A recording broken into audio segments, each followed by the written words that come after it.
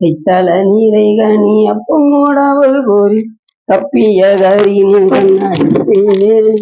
கற்றிடும் அடி அவர் புத்தியில் உறைவார் கற்பகான வினை கடி தேவும் தமும் அதியம் வைத்திடும் அரண்மகன் மக்கொரு தீரல் புயமதையானை மத்தள வைரனை உத்தமி புதல்வனை மட்டவில் மலர் கொடு பணிவேனே முத்தமிழ் அடைவினை முற்படுகிறதன் முற்பட எழுதிய முதல்வோனே முப்புறம் எரி செய்த அச்சிவனுரை ரதம் அச்சது கொடி செய்த அது தீரா துயரது கொடு சுப்பிரமணி படும் அப்போனம் அதன் இடைவமாகி அக்குற மகளுடன் அச்சிறு முருகனை அக்கணவனம் அருள் பெருமா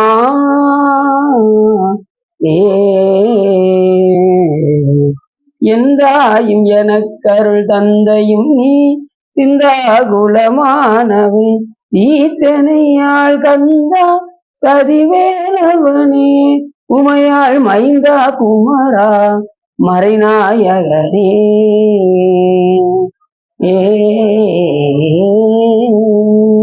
ஒன்று பொடித்த புகழ் எகோன் கடல் போற்றி ஆளுமிசை கல்விதப்பில் அணைந்த வீரான் அடி போற்றி வாழி திருநாவலூர் வந்தொண்டர் பதம் போற்றி ஊழிவழி திருவாதூரர் திருத்தாள் போற்றி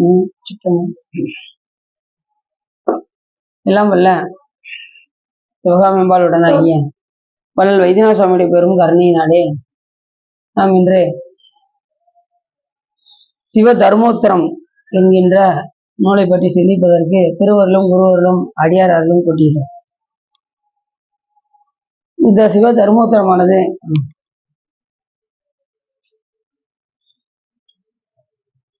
அகத்திய மாமுனிவர் வினவ முருகப்பெருமான் அதற்கு பதில் கூறிய ஒரு நூலாக அமைகின்றது. இது 28 ஆகமங்களில் இது உப ஆகமமாக விளங்குகின்றது. அப்படிப்பட்ட முருகப்பெருமானே அகத்திய மாமுனிவருக்கு அவர் கேட்கின்ற கேள்விக்கு விடை சொல்லியிருக்கின்றார் என்று சொன்னால் இந்த நூல் எவ்வளவு சிறப்புடையது என்று நாம் பார்க்க வேண்டும். அப்படிப்பட்ட முருகப்பெருமான் உருவாய் அருவாய் உலகாய் இலதாய் மறுவாய் மலராய் மணியாய் ஒளியாய் கருவாய் உயிராய் கதியாய் விதியாய் குருவாய் வருவாய் அருள்வாய் குகனே என்று கூறுவதற்கிணங்க முருகப்பெருமான் குருவாக இருந்து அகத்திய மாமுனிவருக்கு உபதேசம் கூறினார். முத்தமிழ் சங்கத்தில் முதல் சங்க தலைவராக சிவபெருமானும் இடைச்சங்க தலைவராக முருகப்பெருமானும் கடைச்சங்க தலைவராக அகத்திய மாமுனிவரும் இருந்து தமிழை வளர்க்க தென்பகுதிக்கு வரும்போது அகத்திய மாமுனிவர் அந்த கலசத்திலிருந்து வந்ததுமே ஒரு செகண்ட்ல பழகினாராம் தமிழை.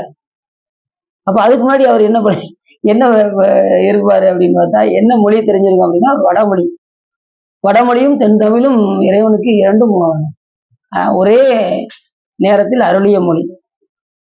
வடமொழியும் அது அப்போஸ்தலர்களே சொல்றாரு, வானவன்கான் வானவருக்கு மேல் ஆனவன்கான் வடமொழியும் தென் தமிழும் மறைகள் 4 ஆனவன்கான் என்று அப்போஸ்தலர்களே கூறுவதற்கிறாங்க. வடமொழியை நாம் என்ன செய்யக்கூடாது, பிரித்து பார்க்கக்கூடாது. வடமொழி அண்ணன் அப்படின்னா தமிழ் மொழி தம்பி. வடமொழியை பாணினிக்கு வகுத்தருளி அதற்கு இணையாக தொடர்புடைய தென் தமிழை குருமொழிக்கு உபதேசம் செய்தார் என்று காஞ்சி புராணத்தில் கூட நமக்கு அருளாளர்கள் கூறியிருக்கிறார். இந்த தமிழ் மொழி எல்லா மொழியும் வென்று சமஸ்கிருதத்துக்கு பக்கத்துல போய் நிற்கக்கூடிய ஒரு மொழி எதுன்னா அது தமிழ் மொழி மட்டும்தான். வேற எந்த மொழியும் வடமொழிக்கு பக்கத்துல போய் நிற்கக்கூடிய தகுதி இல்லை. அத நம்ம அருளாளர்களே சொல்றாங்க. இன்னொன்னு நம்ம பாகுபாடு பார்க்கக்கூடாது. தமிழ் மொழி தான் உயர்வு, வடமொழி தான் உயர்வு அப்படின்னு ரெண்டையும் நாம பாகுபாடு பார்க்கணும். ரெண்டுமே இறைவன் அருளிய மொழி. அப்போஸ்தலர்களே சொல்லிட்டா நம்ம அதை பிரிச்சு பார்க்க வேண்டிய தேவையில்லை. அப்போஸ்தலர்களுடைய வாக்கு யாருடைய வாக்கு? சிவபெருமானுடைய வாக்கு. அவர் சொல்றாரு வடமொழியும் தென் தமிழும் மறைகள் 4 ஆனவன்கான். இன்னொரு பாட்டுல கூட ஆரியன் கண்டாய் தமிழன் கண்டாய்னு கூட ஒரு இடத்துல சொல்றாரு. அப்ப ஆரியன்கிறது வடமொழி, தமிழன்கிறது தமிழ் மொழி, ரெண்டாவும் சாமி இருக்கின்றார் அப்படின்னு சொல்றாரு. அப்படிப்பட்ட இந்த நூலானது சிவ தர்மோத்தரம். சிவ தர்மங்கள் என்ன என்ன என்று அகத்தியம்மா முனிவர் முருகப்பெருமானிடம் வினாவ அதற்கு விடை கூறியதுதான் உத்தரமாக இருந்து விடை கூறினார். அது உத்தரம்ங்கிறது விடைங்கிறதுக்கு தான் உத்தரம் பேர். சிவ தர்மங்களுக்கு இதுதான் அப்படின்னு உத்தரம் விடை சொல்வது, இதுக்கு சிவ தர்மோத்தரம் என்று பெயர். முருகப்பெருமானே அதற்கு விடை கூறினார். யாரு? அகத்தியம்மா முனிவர் கேட்க முருகப்பெருமான் அதுக்குரிய விடையை கூறினார். அப்படிப்பட்ட நூல் தான் இந்த சிவ தர்மோத்தரம் என்கின்ற ஒரு நூல். இதுல எல்லா விஷயமும் வந்துடும். எப்படி எப்படி சிவ தர்மம் செய்யணும், யாருக்கு செய்யணும், எந்த விதத்துல செய்யணும், இது செஞ்சா என்ன பலன், இது அத்தனையும் சொல்லக்கூடிய நூல் இந்த சிவ தர்மோத்தரம். சிவ தர்மம் செய்யும் போது எப்படி செய்யணும்? ரொம்ப ஆர்வத்தோட செய்யணும். ஆர்வம் இல்லாம செய்தால் பலன் கிடைக்காது. ஆர்வத்தோடு சிவ பணியை செய்யணும் அப்படிங்கிறதெல்லாம் நிறைய சொல்லுவாங்க. நம்ம போக போக போக போக நம்ம ஒண்ணா பார்க்க போறோம். தீயவை புரிந்தவர் எவரேனும் திரு குமரவேல் முன்னின்றால் தூயவராகி மேலை தொல்கதி அடைவர் என்னும் ஆயமும் வேண்டும் கொள்ளோ அடுசும நீதியும் அன்றோ அன்னால் செய்த மாயையின் மகனும் அன்றோ வரம்பில்லாத அருள் பெற்று உய்ந்தான் என்று கந்தபுராணத்தில் கூறுவதற்கிணங்க முருகப்பெருமான் முன்னாடி போய் நின்றாலே அவரை தூயவராக ஆக்கி விடுவார். அவரிடம் உபதேசம் வாங்கினால் எப்படி இருப்பாருன்னு நீங்களே யோசிச்சு பார்த்துக்கோங்க. உபதேசம் வாங்கின அகத்தியம்மா இன்னைக்கும் நாம அவருடைய போல நாம சொல்லி கொண்டுதான் இருக்கின்றோம். அப்படி முருகப்பெருமானுக்கு முன்னாடி போயாச்சுன்னா அவர்களை தூயவராக ஆக்கி விடுவார். எப்பேற்பட்ட கொடியவர் கூட அடியவராக மாறி விடுவார்.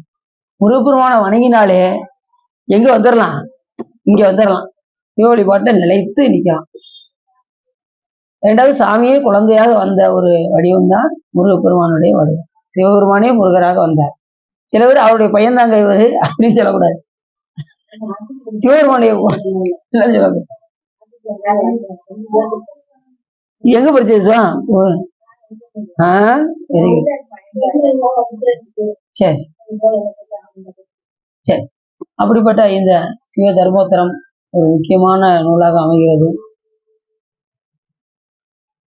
பெம்மான் முருகன் பெறவான் இரவான் சும்மா இரு சொல்லற என்றலுமே அம்மா பொருளொன்றும் அறிந்திரனே என்று அன்னைநாத பெருமானுக்கு முருகப்பெருமான் சொல்ல சும்மா இரு சொல்லறன்னு ஒரு உபதேசம் பண்ணாரு. அவர் 12 ஆண்டுகள் ஊனை வெறுத்து உடலை வெறுத்து ஆழ்ந்த தியானத்தில் இருந்தார் அன்னைநாத பெருமான். அவருக்கு சாமி நாவில் ஓம் என்று எழுதி முத்து முத்தாக பாட வைத்தார், திருப்புகளாக பாட வைத்தார். அதுக்கப்புறம் ஒரு 600 வேற செஞ்சிருக்காரு. இப்படி பல படைப்புகளை அருணைநாத பெருமான் கொடுத்திருக்கின்றார், எல்லாம் முருகப்பெருமானுடைய திருவருளினால்.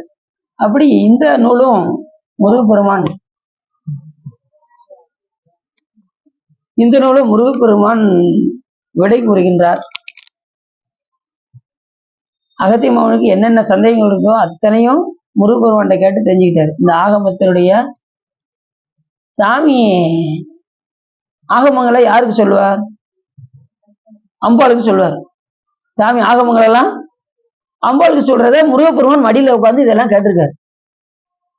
அப்படி கேட்டதுனால இப்ப அகத்தியமாவனர் கேட்டதும் ஏற்கனவே ஞான பண்டிதர் முருகப்பெருமான் அடிக்கடி அம்மா கிட்ட கேட்டதுனால அப்பா 2 பேரும் பேசுறத யார் மடியில உட்காந்து கேட்டிருக்கான்? முருகப்பெருமான் கேட்டதுனால இப்ப இவர் கேள்வி கேட்டதும் டக்குன்னு பதில முருகப்பெருமான் கூறுகின்றார். அப்படி நாம இன்னைக்கு பார்க்கக்கூடிய ஒரு அடியவர் யாரு அப்படின்னா மறைஞான சம்பந்தர். இந்த நூலை இயற்றியவர் மறைஞான சம்பந்தர். அந்த மறைஞான சம்பந்தர் கிடையாது. யாரு? நம்ம புறச்சந்தான கோவில்ல இருக்கக்கூடிய மெய்கண்டார் அவருடைய சிஷ்யர் அருளந்தி சிவாச்சாரியார் அவருடைய சிஷ்யர் மறைஞான சம்பந்தர் கிடையாது. இந்த மறைஞான சம்பந்தர் வேற, அந்த மறைஞான சம்பந்தர் வேற, இந்த மறைஞான சம்பந்தர் வேற. இது உப ஆகமங்களை இயற்றிய மறைஞான சம்பந்தர். அவர் நூலே செய்யல. அந்த மறைஞான சம்பந்தர் நூலே செய்யல. அவருடைய சிஷ்யர் கூட நூல் செஞ்சிருக்காரு. உமாவதி சிவாச்சாரியார் 8 நூல்கள் செஞ்சிருக்காரு. அது நம்ம சைவ சித்தாந்தத்துல வரும். சித்தாந்த அட்டகம் சொல்லி 8 நூல் செஞ்சிருக்காரு. இவர் அதுக்கு அவருடைய குருநாதராக விளங்கக்கூடிய மறைஞான சம்பந்தர் எந்த நூலும் செய்யல. ஆனா இந்த மறைஞான சம்பந்தர் நிறைய நூல்கள் இயற்றியிருக்கின்றார். இவர் இயற்றிய நூல்கள் எண்ணிலடங்காத நூல்கள். அதுல குறிப்பிட்டு சொல்வது சிவ தர்மோத்தரம், சைவ சமய நெறி, பதிபசுபாச பணுவல் என்கின்ற நூல் எல்லாம் இவர் இயற்றியிருக்கின்றார். அப்படிப்பட்ட இவர் சாதுபோக சங்கப்ப நிராகரணம், உத்திராக்க விசிட்டம், முக்தி நிலை, பரமா உபதேசம், வருத்தம் வர உய்யும் வழி, ஐக்கிய இயல், இப்படி பல நூல்களை எல்லாம் மற்றவர்களை காட்டிலும் இவர் எப்படின்னா மற்றவங்களுடைய நூலெல்லாம் விரல விட்டு எண்ணிடலாம், இவங்க இத்தனை நூல் தான் செஞ்சிடலாம் அப்படின்னு. ஆனா இவருடைய நூலை சொல்லி முடியாதான், அத்தனை நூல்கள் இவர் செய்திருக்கின்றார் இந்த மறைஞான சம்பந்தர். அப்படிப்பட்ட இவர் காலம் என்ன காலம் அப்படின்னா 1546 இருந்து 1553 ஆண்டு, கிட்டத்தட்ட அது 16ஆம் நூற்றாண்டு வருது. இந்த 16ஆம் நூற்றாண்டில் வாழ்ந்தவர் தான் இந்த மறைஞான சம்பந்தர். இவர் பிறந்த ஊர் கலந்தை. கலந்தையில பிறந்தவர் தான் நமது 63 நாயன்மார்களை இருக்கக்கூடிய கூட்டுவ நாயனார் கலந்தையில தான் பிறந்தார். ஆர்கொண்ட வேர் கூற்றன் கலந்தை கோனடியே ஆரூரன் ஆரூரில் அம்மானு காலே. பாடுறோமா? இல்லை வளர்ந்த மடியாருக்கு முடியல, இந்த வரியை நீங்க பாடி பார்த்துருப்பீங்க. வார்கொண்ட வனமுடையால் உமை பங்கங்களிலே மறவாது கல்லறிந்த சாக்கியர்க்குமடியே சீர்கொண்ட புகழ்வல்லல் சிறப்புளிக்குமடியே செங்காட்டங்குடிமேய சிறுதொண்டற்கடியே கார்கொண்ட கொடைக்களற்றி அறிவார்க்குமடியே கடற்காளி கணநாதன் அடியார்க்குமடியே ஆர்கொண்ட வேல்கூற்றன் கலந்தைக்கோனடியே ஆரூரன் ஆரூரில்.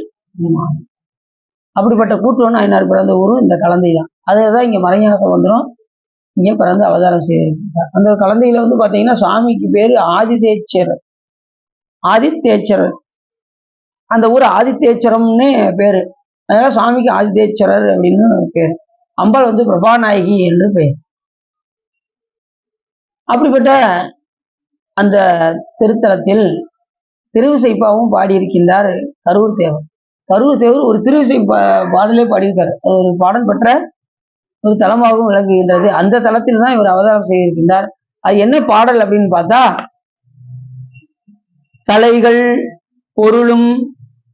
கலைகளும் பொருளும் அறிவுமாய் என்னை கற்பினில் பெற்றெடுத்து எனக்கே முளைகள் தந்து அருளும் தாயினும் நல்ல முக்க நான் உறைவிடம் போலும் மலை குடந்து அணைய நெடுநிலை மாட மருங்கெல்லாம் மறையவர் முறையோது அலைகடல் முழங்கும் அந்தனி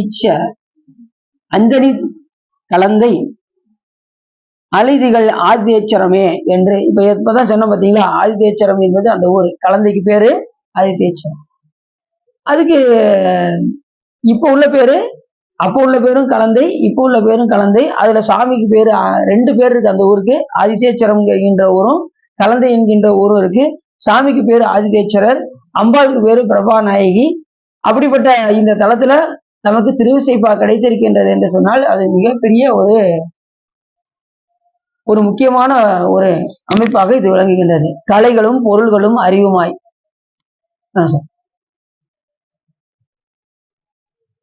கலைகள் 64 கலைகள், அதற்குரிய பொருள்கள், அறிவுமாய் என்னை கற்பினில் பெற்றெடுத்து எனக்கே முளைகள் தந்து. அதாவது இந்த பாட்டுல என்ன சொல்ல வர்றாருன்னா, கரூர் தேவர் எல்லா விதமான கலைகளையும் இறைவன் அவருக்கு உணர்த்தியிருக்கின்றார். எல்லா விதமான, 2வது அறிவுக்கு அறிவுமயமாக இருந்து இந்த பாடலை எல்லாம் பாட வைத்திருக்கின்றார் என்று இந்த பாட்டை சொல்றார். இப்ப நம்ம அறிவை கொண்டு நாம எதையும் செய்யவே முடியாது. ஒரு நூலோ இல்லை எந்த ஒரு விஷயத்தையுமே நாமளால் என்ன செய்ய முடியாது, உள்ள இருந்து யார் இயக்கணும்? இறைவன் அருள் இல்லாமல் நாம எந்த ஒரு நூலையும் எழுத முடியாது, எந்த நூலையும் படிக்க முடியாது. இன்னும் புக்கையே நம்மளால தொட முடியாது. புக்கை தொட முடியுமா? புக்கை தொடலான்னு போட்டா அப்பதான் அங்க டிவியில ஏதாவது நிகழ்ச்சி போடுவாங்க, உடனே நம்ம என்ன செஞ்சிருவோம், அங்க பார்க்க போயிடும். நூலை தொடவே முடியாது. தொடுவதற்கு கூட இறைவன் அருள் இல்லாம நம்ம என்ன செய்ய முடியாது, நூல்களை தொட முடியும். அப்படிப்பட்ட இந்த ஆதித்தேச்சரத்தை பத்தி கலந்தை என்கின்ற இந்த தலத்துக்கு ஒரு திருவிசைப்பா கொடுத்திருக்காரு என்று சொன்னால், முளைகள் தந்து தனக்கே முளைகள் தந்து அருளும் தாயினும் நல்ல முக்கண்ணான் உறைவிடம். சாமிக்கு எத்தனை கண்ணு? 3 கண். முக்கண்ணன் யாரு? சிவபெருமான் ஒருத்தர் தான் முக்கண்ணன். வேற எந்த தெய்வத்துக்கும் அந்த ஒரு சிறப்பு கிடையவே கிடையாது. அவர் ஒருத்தர் தான் 3 கண். சிவபெருமானுக்கு இன்னொரு பேர் இருக்கு தெரியுமா உங்களுக்கு? 1.5 கண்ணு ஒரு பேர் இருக்கு. 1.5 கண்ணு ஒரு பேர் இருக்கு தெரியுமா சார் உங்களுக்கு? தெரியாதா? பாதி அம்பாள் இருக்காங்களா, பாதி 1. ஒரு பையனை ஒருத்தன் சத்தம் போட்டுக்கிட்டு இருந்தான், டே 1.5 கண்ணா அப்படின்னு சத்தம் போட்டுக்கிட்டு இருந்தான். அவன் ரொம்ப அழுதுகிட்டே இருந்தான். ஏன்பா தம்பி அழுகுற அப்படின்னு கேட்டேன். என்னை 1.5 கண்ணே அப்படிங்கிறான். கவலைப்படாது, அது சிவபெருமான் பேரியா, அப்படியா சாமி, சரிங்க சாமி, இன்னும் நான் அழுவே மாட்டேன் அப்படின்னா. சாமிக்கே ஒரு 1.5 கண் பேர். இப்படிப்பட்ட கருணைமா கடல் சிவபெருமான். பாதி அப்பயே அம்பாளுக்கு பாதி எழுதி வச்சிட்டார். இப்பதானே சொல்றாங்க பெண்களுக்கு 50% அப்படின்னு. அப்பயே சாமி பாதிய எழுதிட்டார். அப்படிப்பட்ட கருணைமா கடல் சிவபெருமான். முக்கண்ணான் உறைவிடம் போலும் மலை குடந்து அணைய நெடும் நிலை மாட மருங்கெல்லாம் மறைவர் மறையோது. அங்கெல்லாம் இந்த கலந்தையில எந்த நேரமும் அந்தணர்கள் மறை ஓதிக்கொண்டே இருப்பார்களாம். அப்படிப்பட்ட இடம் இந்த ஆதிதேச்சரம் என்று பாட்டுல புரியுங்க. அந்தணர்கள் வந்து நல்லா தெரிஞ்சுக்கோங்க. அந்தணர்களே நாம என்ன செய்யக்கூடாது, திட்டக்கூடாது. அந்தணர்கள் இருக்காங்கல்ல, கோயில்ல பூசாரிகளா இருக்காங்களா, அவங்கள என்ன செய்யக்கூடாது, திட்டினா என்ன ஆகும், அந்த வினையை நம்ம அனுபவிச்சுதான் ஆகணும். ஏன்னா அந்தனர் அந்தனர் என்போர் அறவோர் அப்படின்னு கூட நோக்க சொல்லு. அப்புறம் அரியானை அந்தனதம் சிந்தையானை அப்படிங்கிறாரு அப்பசாமி. அரியானை அந்தனர் தம் சிந்தையானை, எந்த நேரம் அந்தனருடைய சிந்தையில இறைவன் எப்பொழுதும் வீட்டிருப்பார். அப்படிப்பட்டவங்களை போய் நாம் என்ன செய்யக்கூடாது, தூட்டக்கூடாது. என்ன ஐயர் இப்படி பண்றாரு அப்படி பண்றாரு அப்படின்னு நாம் என்ன செய்யக்கூடாது, தூட்டக்கூடாது. ஆலயத்தில் மோசமும் வந்ததென்று மொழியலாம் ஈசனே ஆக்குவதும் ஆக்கி அழிப்பதும் தானானால் நோக்குவது என் யான் பிறரை நொந்து அப்படிங்கிறாரு நமது குருஞான சம்பந்தர். யாரை பார்த்து நம்ம நோக வேண்டிய அவசியம் இல்லை. ஏன் அப்படின்னா சிவபெருமானுக்கு தெரியும் எந்த உயிரை படைக்கணும், எந்த உயிரை அழிக்கணும், எந்த உயிரை நிலை நிறுத்த வேண்டும் என்று சாமிக்கு நல்லாவே தெரியும். அதனால ஈசனே ஆக்குவதும் ஆக்கி அழிப்பதும் தானானால் நோக்குவதென் யான் பிறரை நொந்து, யாரையும் பார்த்து நாம நோக்க வேண்டிய அவசியம். அப்படிப்பட்ட இந்த ஆதிதேச்சரத்துக்கு பாடல் சொல்ற அலைகடன் முழங்கும் அந்த நீர்க்க கலந்தை அநீதிகள் ஆதிதேச்சரமே. அலைகள் முழங்கும், அப்ப அலைகடல் முழங்கும் அப்படின்னா அங்க அப்ப கடல் பகுதின்னு நல்லா தெரியுது. இந்த ஆதிதேச்சரம் கடல் பகுதி என்பது நன்றாகவே தெரிகின்றது. கடல் பக்கத்துல இந்த திருக்கோயில் இருக்கின்றது. எத்தனையோ திருக்கோயில்லாம் பாத்தீங்கன்னா கடல் பக்கத்துல இருக்கு. இப்ப திருச்செந்தூர்ல உள்ளே வாங்கிருச்சு பாத்தீங்களா, சுனாமி வரும்போது எல்லா சுனாமியும் ஊருக்குள்ள வந்தது. திருச்செந்தூர்ல மட்டும் உள்ள 1 கிலோமீட்டருக்குள்ள வாங்கிருச்சு. உண்மையிலே பெரிய ஆச்சரியம். அதான் இறைவனுடைய முருகப்பெருமானுடைய மிகப்பெரிய கருணை. அங்க திருச்செந்தூர்ல எங்க உள்வாங்கியதா பாத்தீங்களா. எல்லா ஊர்லயும் மழை வந்து கடல் அலைகள்லாம் ஊருக்குள்ள வருதுன்னு சொல்லி பேப்பர்ல போடுறாங்க. ஆனா திருச்செந்தூர்ல இப்படி ஆகிற நேரத்துல அந்த கடல் வந்து உள்ளாகிறது திருச்செந்தூர். எந்த பயமும் வேண்டாம், என் பக்கத்துல வந்தாச்சுன்னா யாரும் பயப்பட வேண்டாம் என்று முருகப்பெருமான் தன் அருளினால் காண்பிக்கின்றார். அப்படிப்பட்ட ஒரு தலம் அது. இங்கு அலைகடல் முழங்கும் அந்த நீர் கலந்தை அநீதிகள் ஆதிதேச்சரமே. அப்படிப்பட்ட இந்த கலந்தையில வந்து பெருமான் வந்து எனக்கு எல்லாம் கொடுத்தார், கலைகளை கொடுத்தார், அதற்குரிய பொருள்களையும் அறிவு மயமாக இருந்து என்னை நூல்களை கற்க வைத்து இந்த பதியங்களை எல்லாம் பாட வைத்து எனக்கு அறிவுக்கு அறிவாக இருந்து இறைவன் இயக்குகின்ற இடம் ஆதிதேச்சரம் என்று இந்த பாடல்ல மிக அருமையாக அருவூர் தேவர் கூறுகின்றார். அருவூர் தேவரா 9ஆம் திருமுறையாங்க. நாங்க வந்து 1ஆம் திருமுறை பார்த்தோம், 2ஆம் திருமுறை பார்த்தோம், 8 போயிருவோம். 9ஆவதுல ஒரு பாட்டு மட்டும் படிப்போம். எந்த பாட்டு? ஒளிவளர் விளக்கே உழப்பில்லா ஒன்று. அந்த பாட்டுக்கு அடுத்து வேற பாட்டே பாடுறது கிடையாது. 2வது இல்ல நினைச்சுவோம், சனதனட்டோலா சங்கரா சூழ வாணியே தானுவே சிவனே, அந்த பாட்டை பாடுவோம். திருவிசை போல நிறைய பாடல்கள்லாம் இருக்கு. சிதம்பரத்துக்கு நிறைய பாடல்கள் இருக்கு, திருவீழிமில்லைக்கு பாடல் இருக்கு, கலந்தைக்கு பாடல் இருக்கு, நிறைய பதியங்கள் இருக்கு 9ஆம் திருமுறை. நாம அதை வந்து என்ன செய்ய மாட்டேங்கிறோம், அதை பத்தி சிந்தனையே நம்ம கேட்கணும். அருளாளர்கள்லாம் அங்க பாடி வைத்திருக்கின்றார்கள். மறைகள் ஓதக்கூடிய ஆதிதேச்சரம் எங்கள் பெருமான் உரைகின்ற ஊர். அங்கே அம்பாள் வந்து பிரபாநாயகி அப்படின்னு சொல்லி இந்த பாட்டுல கூட்டுவ நாயனார் அவதரித்த இடமும் இந்த திருக்கலந்தை என்பதை நம்ம மறந்துடக்கூடாது. கூட்டுவ நாயனார் குறுநில மன்னராக திகழ்ந்தார். எல்லா போர்களிலும் வெற்றி வாகை சூடினார் கூட்டுவ நாயனார். அகைவர்களுக்கு இவர் கூட்டுவன் போல் இருந்த காரணத்தினால் இவருக்கு அதை வைத்துதான் இவருக்கு இந்த பெயர் வந்தது, கூட்டுவ நாயனார் என்று.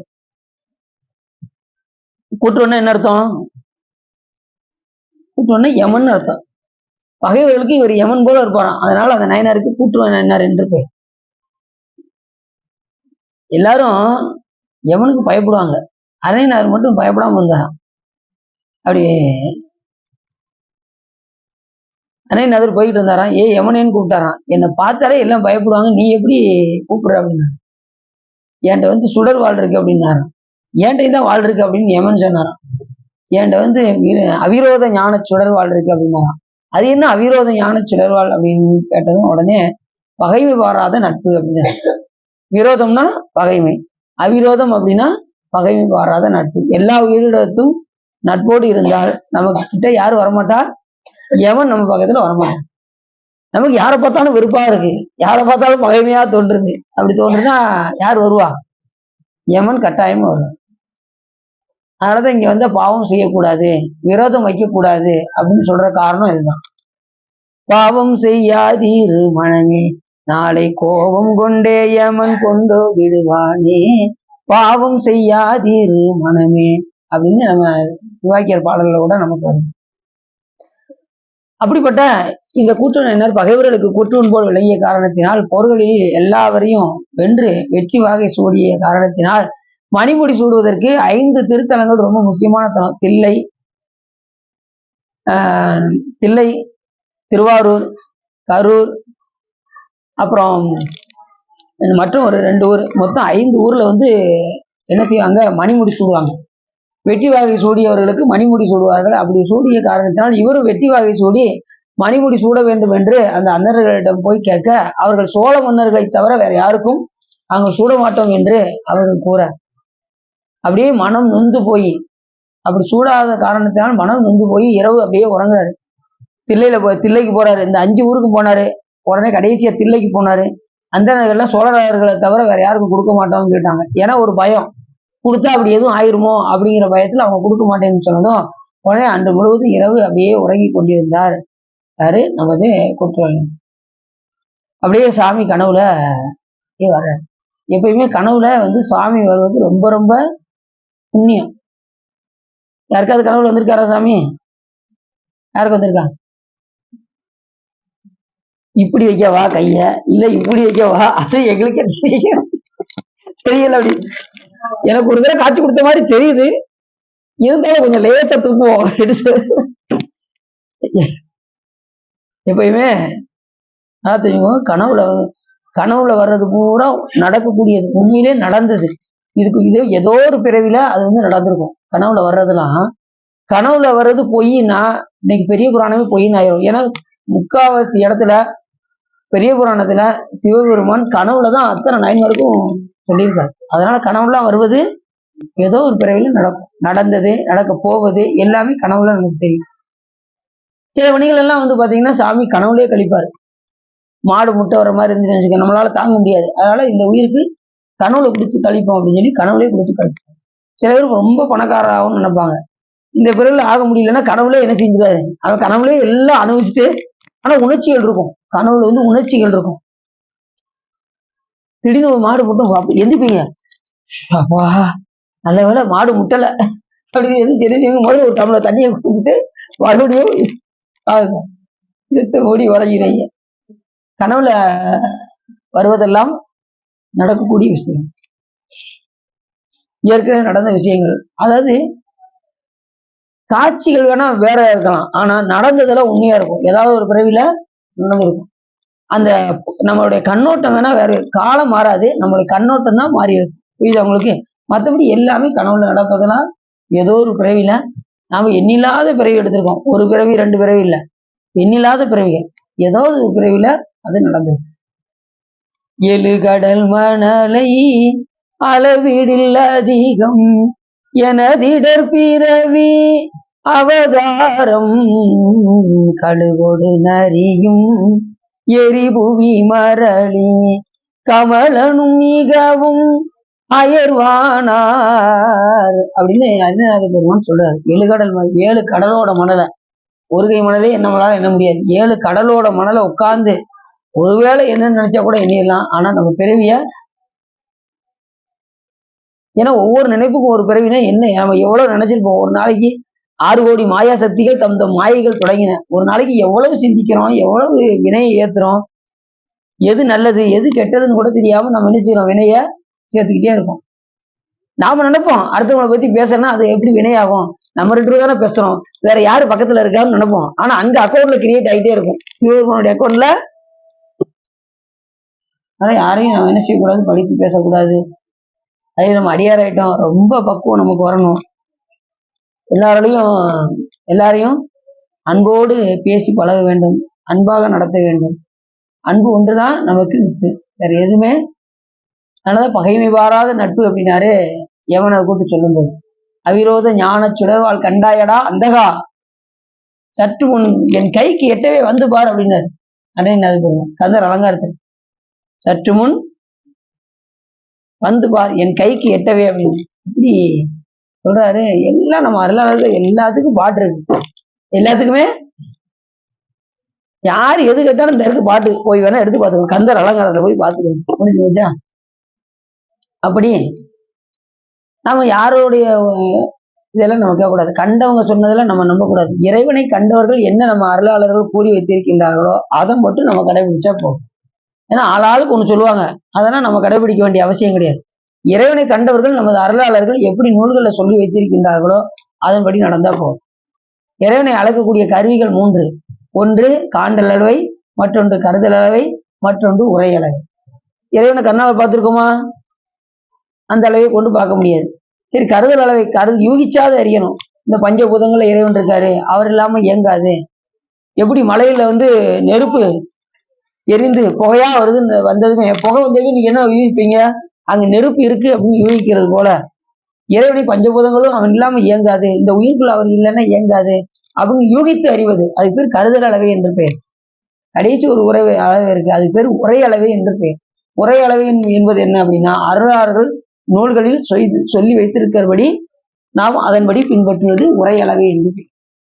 இப்ப தோருடைய செவியில் 2 வயசுல குழந்தை பாடினது, ஞானசம்பந்தமா பாடினாரு. எப்படி பாடினாரு? 3 வயசுல ஞானம் பாடுறாரு. எப்படி பாடல் வந்துகிட்டே இருக்கு, என்ன காரணம் அப்படின்னா இறைவன் அருள் இல்லாம பாடணும்.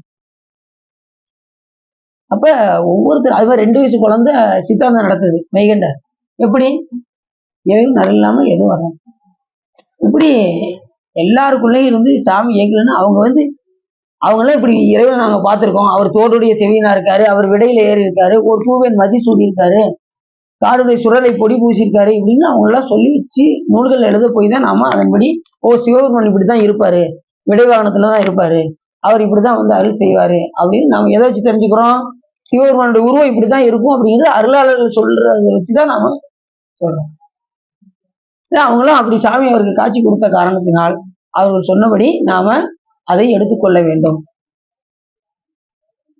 மற்றவங்க சொன்னதுல நம்ம என்ன செய்யக்கூடாது, இறைவனை பார்க்காதவங்க அவங்க பாட்டு ஆளாளுக்கு நூல் எழுதி வச்சதுக்காக எடுத்து போய் நாம என்ன செய்யக்கூடாது, பார்த்து நாம அறிவை இழந்துடக்கூடாது. நமக்கு அருளாளர்கள் என்ன சொல்லி வச்சிருக்காங்களோ அதன்படி நம்ம நடந்தா போதும். அப்படிப்பட்ட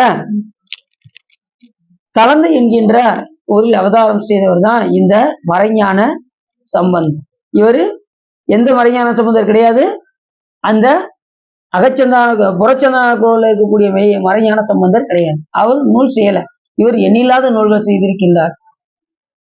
அப்படிப்பட்ட இவர் வளமிகு கலந்தை, இவர் பிறந்த ஊர் கலந்தை பதியில். அது போல்து ஞான பிரகாச பண்டாரத்தின் அடியுரை ஆதி சமய கல்வி பெற்றார். முதல்ல ஞான பிரகாச பண்டாரத்துக்கு போய் இவர் உபதேசம் வாங்கியிருக்காரு. இவருக்கு ஒரு குருநாதர் கிடையாது, எண்ணில்லாத குருநாதர்கள் இவருக்கு உண்டு. இவர் நூல்கள்ல இவர் தான் எனக்கு இன்னார்தான் குருநாதர் அப்படின்னு இவர் என்ன செய்யல, இந்த அருளாளர் இவர் தான் குறிப்பிட்டு இந்த குருநாதன் அப்படின்னு இவர் சொல்லல. எத்தனையோ பேர்ட்ட இவர் என்ன செஞ்சிருக்காரு, பல பேர்ட்ட போய் பாடம் கேட்டிருக்காரு இந்த மறைஞான சம்பந்தர். அப்படிப்பட்ட இவர் பேருபதேசம் பெற்று மீண்டும் இவர் பெரும்பற்ற போலியில் தில்லையில் நிலையாக தங்கினார். கடைசி எங்க வந்துட்டாரு, ஒவ்வொருத்தட்டியா பாடம் கேட்டு கடைசி தில்லையில பெர்மனண்டா தங்குவோம் அப்படின்னு முடிவு பண்ணி தில்லையில தங்கி. தில்லை எப்படிப்பட்ட பதி? தில்லை மூதூர் ஆடிய திருவடி பள்ளிவீரெல்லாம் பயின்றன. தில்லை மூதூர் அப்படின்னாரு, மிக பழமையான ஊர் அப்படின்னாரு தில்லைய. அங்க யார் ஒருவர் மனமுண்டு செல்கின்றார்களோ அவர்களுக்கு சிவபெருமான் எப்போ வந்தேன்னு கேட்பாங்க. சிதம்பரத்துக்கு போனான், அப்படி யாராவது மனமுண்டி போனீங்களா? சிதம்பரத்துக்கு நான் எத்தனையோ தடவை போயிருக்கீங்க, வருஷம் போயிட்டு தாங்க இருக்கேன், ஆனா அங்க மனம் ஒன்றி போனதா இல்லை அப்படின்னு. உள்ள நுழையிலே நம்ம என்ன பண்ணிடுறோம், டிஃபன் எந்த கடைன்னு கொஞ்சம் நல்லா பார்த்து வைங்க. அந்த கடைக்கு நம்ம சிதம்பரத்துக்கு போறதுமே ஒருத்தர் போன பண்ணி, நீங்க இந்த கடைக்கு நீங்க போங்க, ஃபர்ஸ்ட் கிளாஸா இருக்கும் சாப்பாடு. இறக்கவுமே அப்பதான் காலை எடுத்து வச்சிருக்கோம், இறக்குனதுமே கடைக்கு அறிவிச்சு விட்டாங்க. உடனே எல்லாரும் சேர்ந்து, அதுவும் பாத்தீங்கன்னா எல்லாரும் ஒண்ணுவோட, அவர் சொன்னது ஒண்ணுவோட ஒரே கடைக்கு உள்ள போய் இந்த வட்டம் அங்க சாப்பாடு இல்லாம அடுத்த கடைக்கு போய் அங்க பூரா நல்லா எல்லாம் விசாரிச்சுட்டு அவன் எடுத்து அடுத்த கடைக்கு போட இப்படி பெரிய தெளிவா போச்சு. பாருங்க, நம்ம எண்ணம் முழுவதும் எதுல இருக்கு, சாப்பாடுல இருக்கு. அத மாத்தணும். இன்னொன்னா, தில்லையுடைய எல்லையிலேயே இருந்து விழுந்து வணங்கணுமா. இப்ப தில்லை இன்னும் 1 கிலோமீட்டர் போட்டுருக்குன்னு வச்சுக்கோங்க, இல்ல தில்லையுடைய இது ஆரம்பம், எல்லை ஆரம்பம் அப்படின்னு உடனே அந்த இடத்துல வேலை நிப்பாட்டி நம்ம இறங்கி என்ன செய்யணுமா, விழுந்து வணங்கணும். சேக்கில சாமி அப்படிதான் விழுந்து வணங்கியிருக்காரு. பெரிய புராணம் ஏற்றுவதற்கு முன்னாடி குதிரையில போகும்போதே அந்த தில்லையுடைய எல்லையிலே விழுந்து வணங்கினார் அப்படின்னு சேக்கில பத்தி சொல்லும் போது சொல்றாங்க. வரலாறு இப்படி எந்த தளத்துக்கு போனாலும் சரி, எத்தனையோ திருக்கோயிலுக்கு எல்லாம் போறோம், அந்த அவுட்ல போட்டிருப்பாங்க சிவன் கோயில் இதுக்குள்ளே 1 கிலோமீட்டர் உள்ளது அப்படின்னு சொல்லி போட்டிருப்பாங்க. என்னைக்காவது அங்கக்குள்ள இறங்கி விழுந்து நம்ம வணங்கியிருப்போமா, யோசிச்சு பாருங்க. வேற ஒன்றும் வெங்காயூர்ல இதுக்குள்ள சிவன் கோயில் உள்ளதுன்னு சொல்லி போட்டிருப்பாங்க அந்த வெளியில பார்த்துக்கிட்டேன்.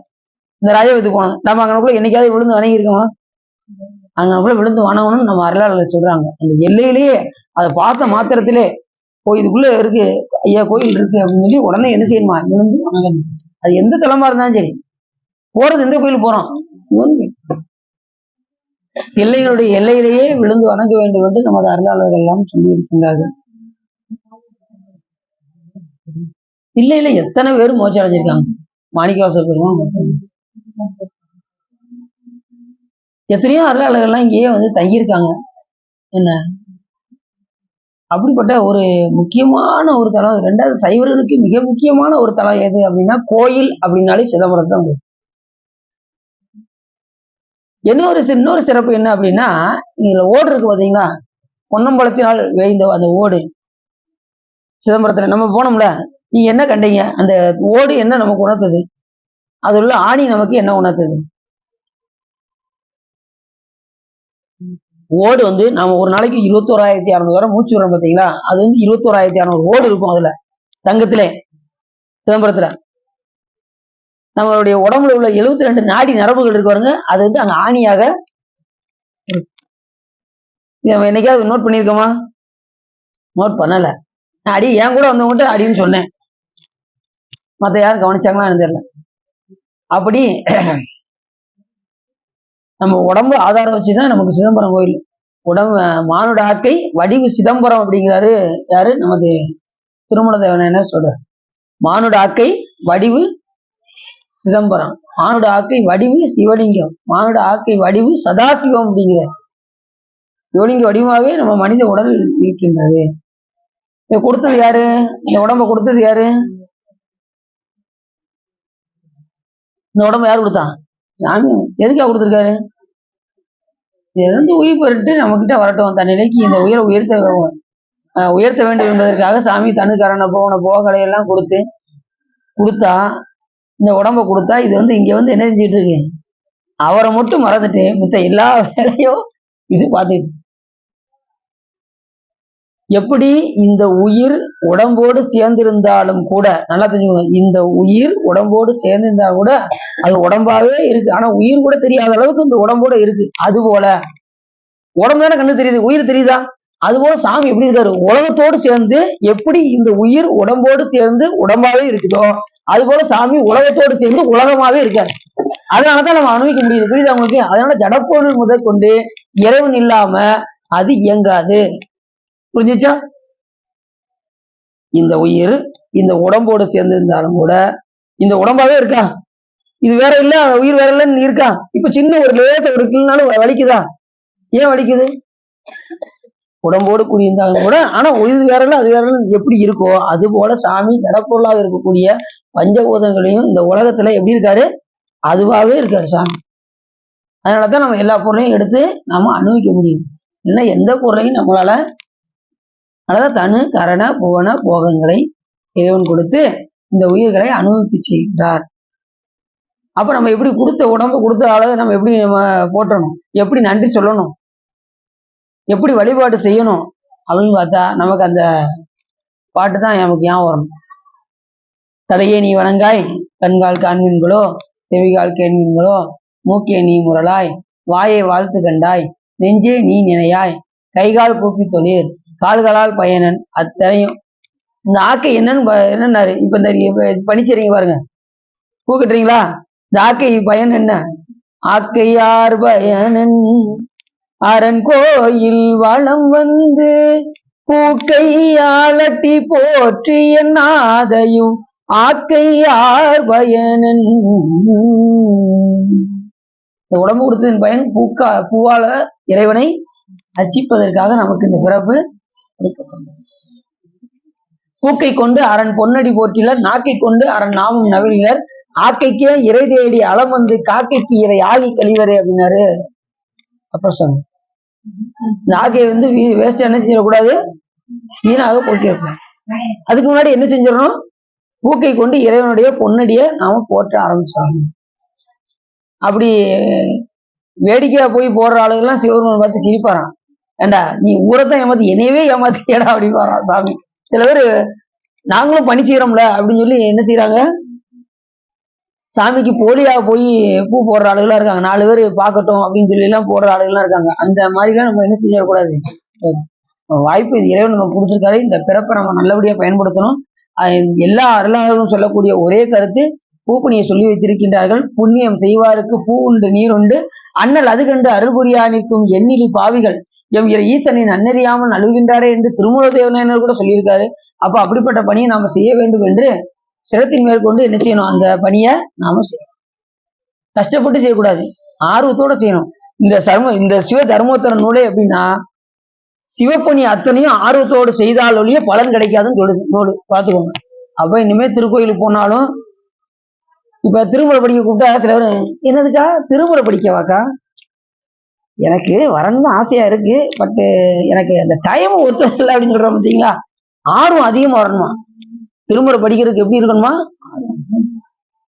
திருப்பணி செய்வதற்கு ஆர்வம் அதிகமா இருக்கணும், சொற்பொழி கேட்கறதுக்கு ஆர்வம் அதிகமா இருக்கணும், சாமி புகழ கேட்கறதுக்கு ரொம்ப ஆர்வமா இருக்கும். ஆர்வம் இல்லாம செய்யக்கூடிய எந்த வழிபாடும் நமக்கு என்ன வராது, பலன் அவ்வளவா தராது. ஆனா ஏதோ செய்யறதுக்கு வரும், அதுக்கெல்லாம் மார்க் கம்மி. பாஸாவது ஆகணும்ல, 35 பாஸாவது ஆகணும்னா என்ன செய்யணும், ஆர்வம் உடையார் காண்பார் அரணடி அப்படின்னு கூட திருமூல தேவனார் சொல்றாரு. எதுலையுமே ஒரு ஆர்வம். சொற்பொழிவு 6:10 அப்படின்னோம்னா நம்ம எத்தனை மணிக்கு வரும், ஒரு 7 மணிக்கு. இப்ப என்ன அவர் ஆட்டு பேசிக்கிட்டே இருக்காரு அப்படின்னு கூட ஆர்வத்தோட முன்னாடி வந்து கேட்டேன்.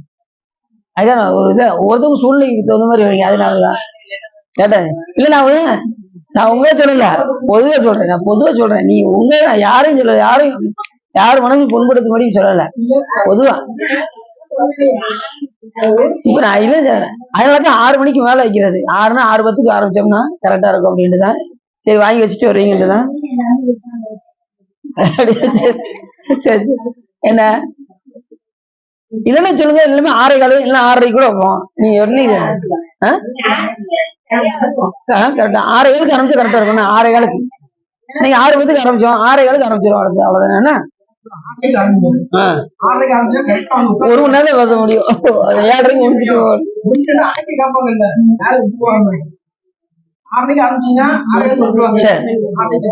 சரி திருவள்ளுவர் கூட்டிக்கிட்டோம் பார்ப்போம். என்ன 6:07 கரெக்டா இருக்கும். என்ன ஒரு 7:30 முடிச்சிடலாம்.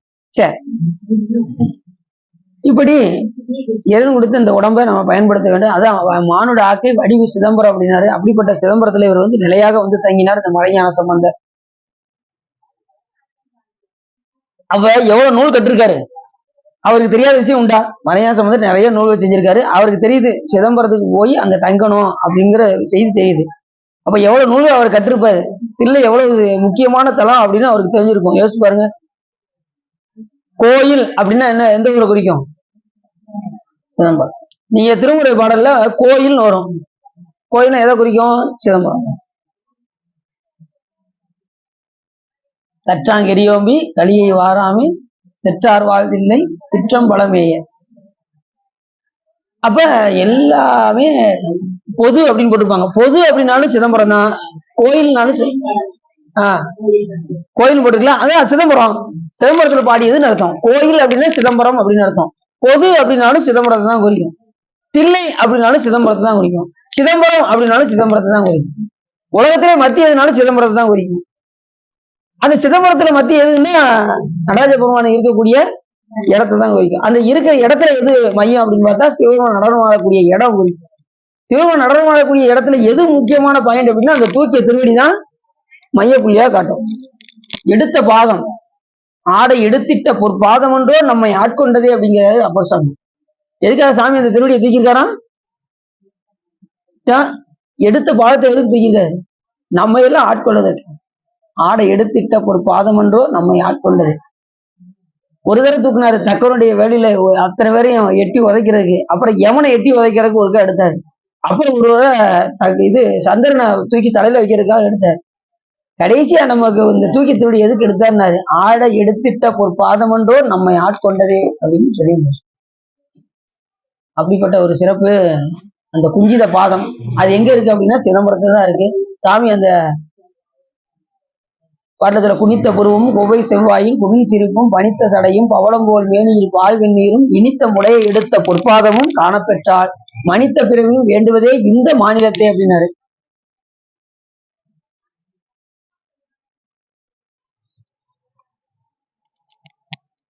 எந்த மாநிலத்தை? ஆந்திரா. எது சொன்னாரா? அந்த பாட்டு சொல்றாரு, குனித்த புறமும் கோவை செவ்வாயும் குவின் சிரிப்பும் பனித்த சடையும் பவளம்போல் மேனி. இதெல்லாம் எங்க இருக்கு? சிதம்பரத்துல அப்படி இருக்கு. சாமி அந்த புன்னகையோட இருக்காரு. குனித்த புருவமும் கோவை செவ்வாயும் குவின் சிரிப்பு, அந்த சிரித்த மேனியோட இருக்காரு. பனித்த சடையும் பவளம்போல் மேனியும் பால் வெந்நீரும் இனித்த முடையை எடுத்த பொற்பாதமும் காணப்பெற்றால் மனித பிறவியும் வேண்டுவதே. பெருமானே, இதெல்லாம் காணுமாறு இருந்தால் எனக்கு இந்த மனித பிறவியை கொடு அப்படின்னு. சிதம்பரத்தை பாக்குற மாதிரி ஒரு வாய்ப்பு இருந்ததுன்னா எனக்கு என்ன பண்ணிரு, எனக்கு பிறவியா. அது எந்த மாநிலத்துல கொடுத்துரு? இந்த மாநிலத்துல கொடுத்துரு. ஏன் இந்த மாநிலத்துல கொடுத்துன்னு கேட்கிறேன். ஏன்னா இது சிதம்பரம் இங்கதான் இருக்கு, அதனால எனக்கு இந்த மாநிலத்துல எனக்கு கொடுத்துரு அப்படின்னு. எல்லா அருளாளுக்குமே ஒரு ஒரு பயம் இருக்கும். மீண்டும் பிறப்பு வந்துருமோங்கிற ஒரு பயம் வந்து எல்லா அருளாளருக்குமே. அப்படி பிறந்தால் மீண்டும் இன்னும் உன்னை என்று மறவாமை வேண்டும் என்று கரைக்கிழமையாரும் மீண்டும் பிறப்பு உண்டு உன்னை என்று மறவாமை வேண்டும் இன்னும் வேண்டு நான் மகிழ்ந்து பாடி அறவா நீ ஆடும்போது உன் அடியின் கீழ் இருக்க வேண்டாம். இப்படி இறைவனுடைய திருவடியை தவிர வேற எதுவும் அவங்க கேட்க மாட்டாங்க. நாம இறைவன் திருவடியை தவிர மத்த எல்லாமே கேட்டு சாமி கிட்ட, சாமி இதை கொடுக்கல, நீ அதை கொடுக்கல, என் பிள்ளைய பாரு,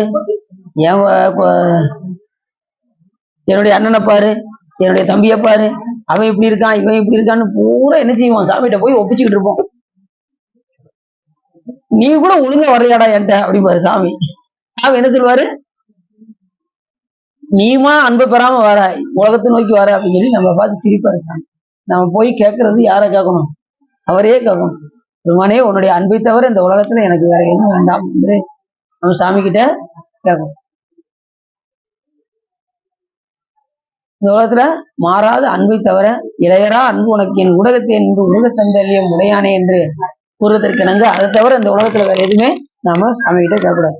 அப்படி தில்லையில் தங்கினார். சிவப்பதியில் சிவயோகத்தில் திளைத்த இவர் பக்குவ முதிர்ச்சி பெற்ற ஆசலம்புரி ஐம்பொறி வாளிகள் நெறியின் புறம் செல்லாமே வேண்டி தன் கண்களை கட்டி கொண்டார்.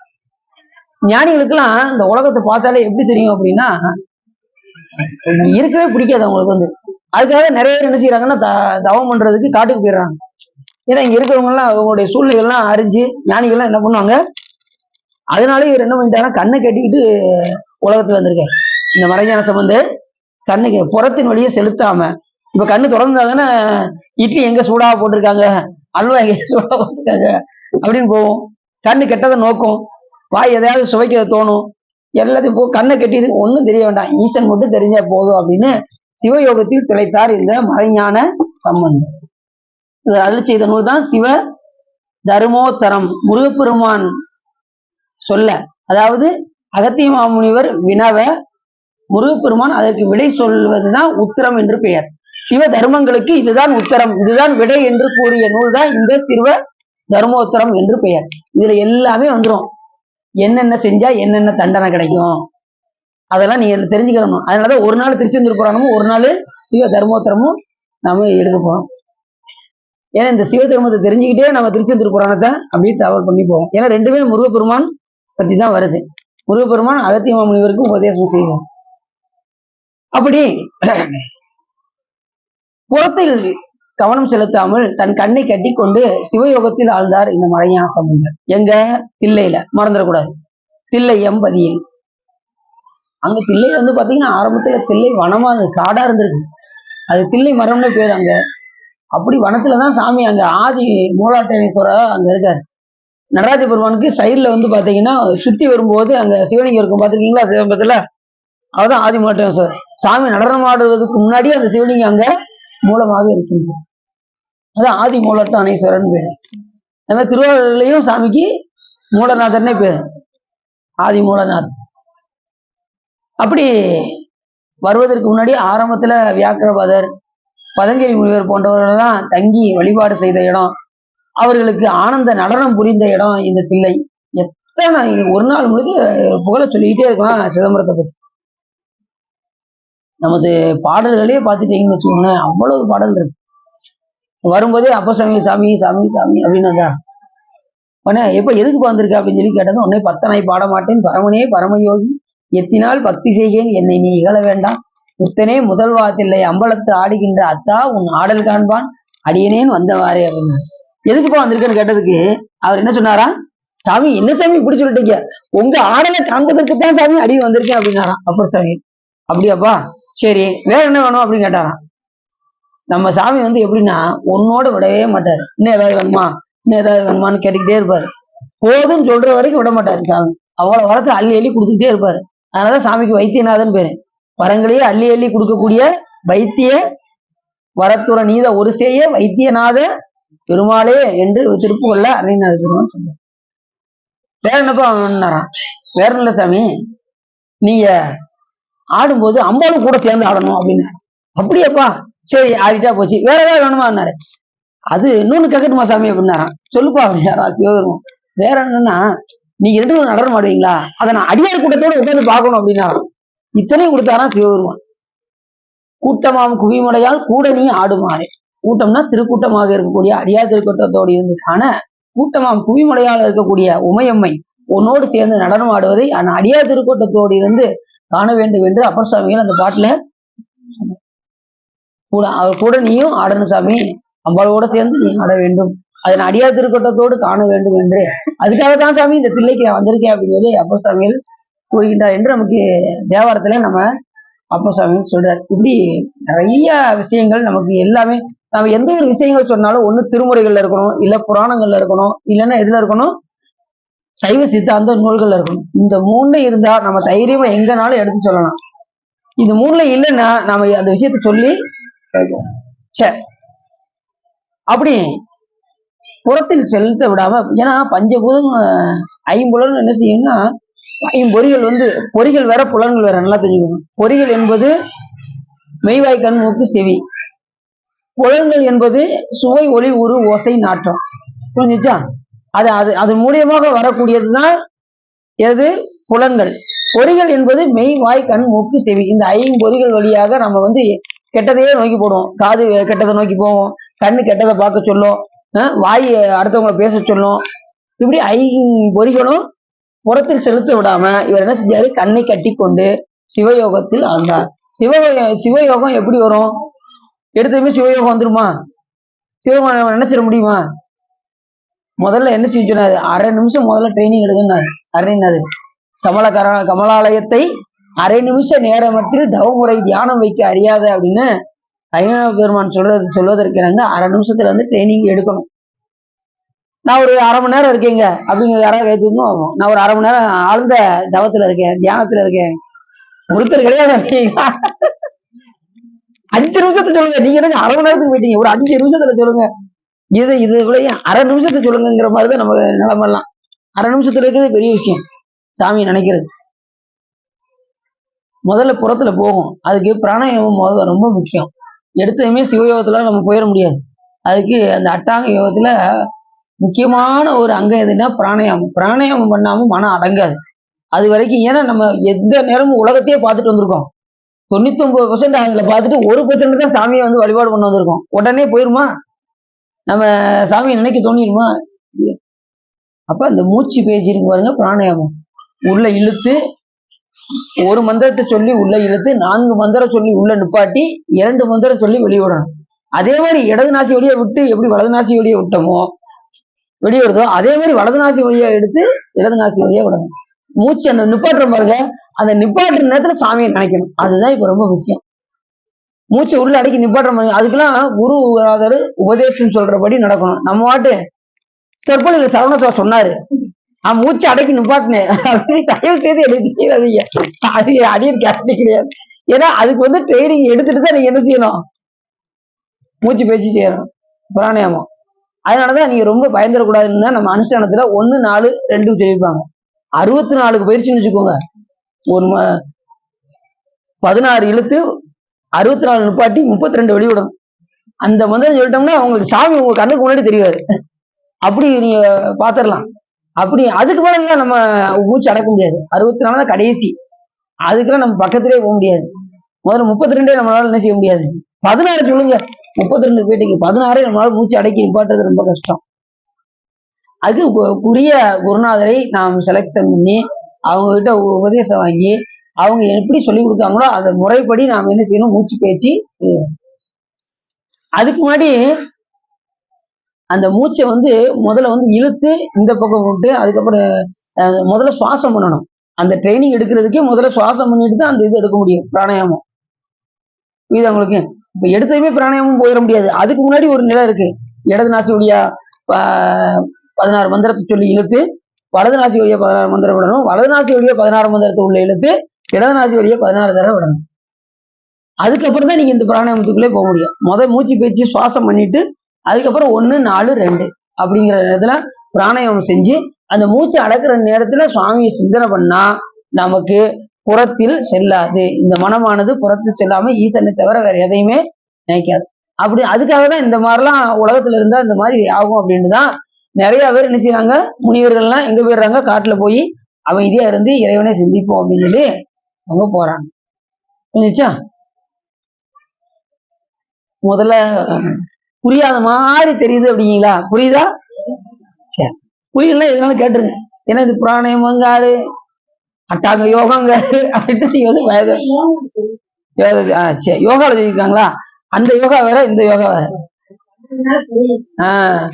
அது மூச்சு பயிற்சி. யோகால பண்றது மூச்சு பயிற்சி சொல்றாங்களா? சரி, இந்த மாதிரி சொல்லி கொடுப்பாங்களா? 1, 4, 2 சொல்லி கொடுப்பாங்களா? அப்படி கேட்டுக்கிட்டோன்னா செய்யுங்க. மற்றபடி நீங்க செய்யக்கூடாது, தெரியாம செய்யக்கூடாது. நிறைய பேர் இந்த யோக பயிற்சியை மாற்றி செஞ்சு சில பேருக்கு கோமா ஸ்டேஜுக்குலாம் போன ஆளுகள்லாம் உண்டு. தெரியாம செஞ்சு கோமா ஸ்டேஜுக்கு போன ஆளுகள்லாம் உண்டு. அதனால மாத்தி எதையும் செய்யக்கூடாது. புரிஞ்சுச்சா? சரி. அப்படி தில்லையில் வந்து தங்கினார் மறைஞான சம்பந்தர். அப்படி கடைசி வரைக்கும் என்ன செஞ்சாரு, தில்லையிலே தங்கி இருந்து தில்லைப்பதியில் மடம் கண்டு பல நூல்கள் எல்லாம் அங்கேயே வந்து என்ன செய்யறாரு, செய்கின்றார் இந்த மறைஞான சம்பந்தர். இவர் எழுதிய சிவ தர்மோத்தரம், அருணகிரி புராணம், நம்ம எடுத்தது அருணாச்சல புராணம். இவர் எழுதியிருக்கிறது அருணகிரி புராணம் எழுதியிருக்காரு மறைஞான சம்பந்தர். அதுபோல கமலாலய மான்மியம் என்று விருத்த பாவாலே இதெல்லாம் செஞ்சிருக்காரு இந்த மறைஞான சம்பந்தர். பலவாய சிறு நூல்கள் எல்லாம் பல பெரும்பாலான நூல்கள் சைவ நூல்கள் தான். இவர் செஞ்ச எல்லாமே சைவ நூல்கள் தான், மற்ற நூல்கள்லாம் இவர் செய்யல. இவருடைய காலம் 16ஆம் நூற்றாண்டு. இவர் மாதிரி வேற யாருமே இந்த மாதிரி மிகுதியான நூல்கள் செய்யவே இல்லை. இவர் தான் அதிகமான நூல் செஞ்சிருக்காரு. வேற அருளாளர்களா செய்த அளவுக்கு இவர் அதிகமாக செஞ்சிருக்காரு. மற்றவங்கள இவரை விட கம்மி தான். அப்படிப்பட்ட நூல்கள் நிறைய செஞ்சிருக்காரு. அதுபோக இந்த சிவதர்மோத்தரம் மட்டும் சைவ பெருமை சாற்றக்கூடிய ஒரு நூலாக அமைகின்றது.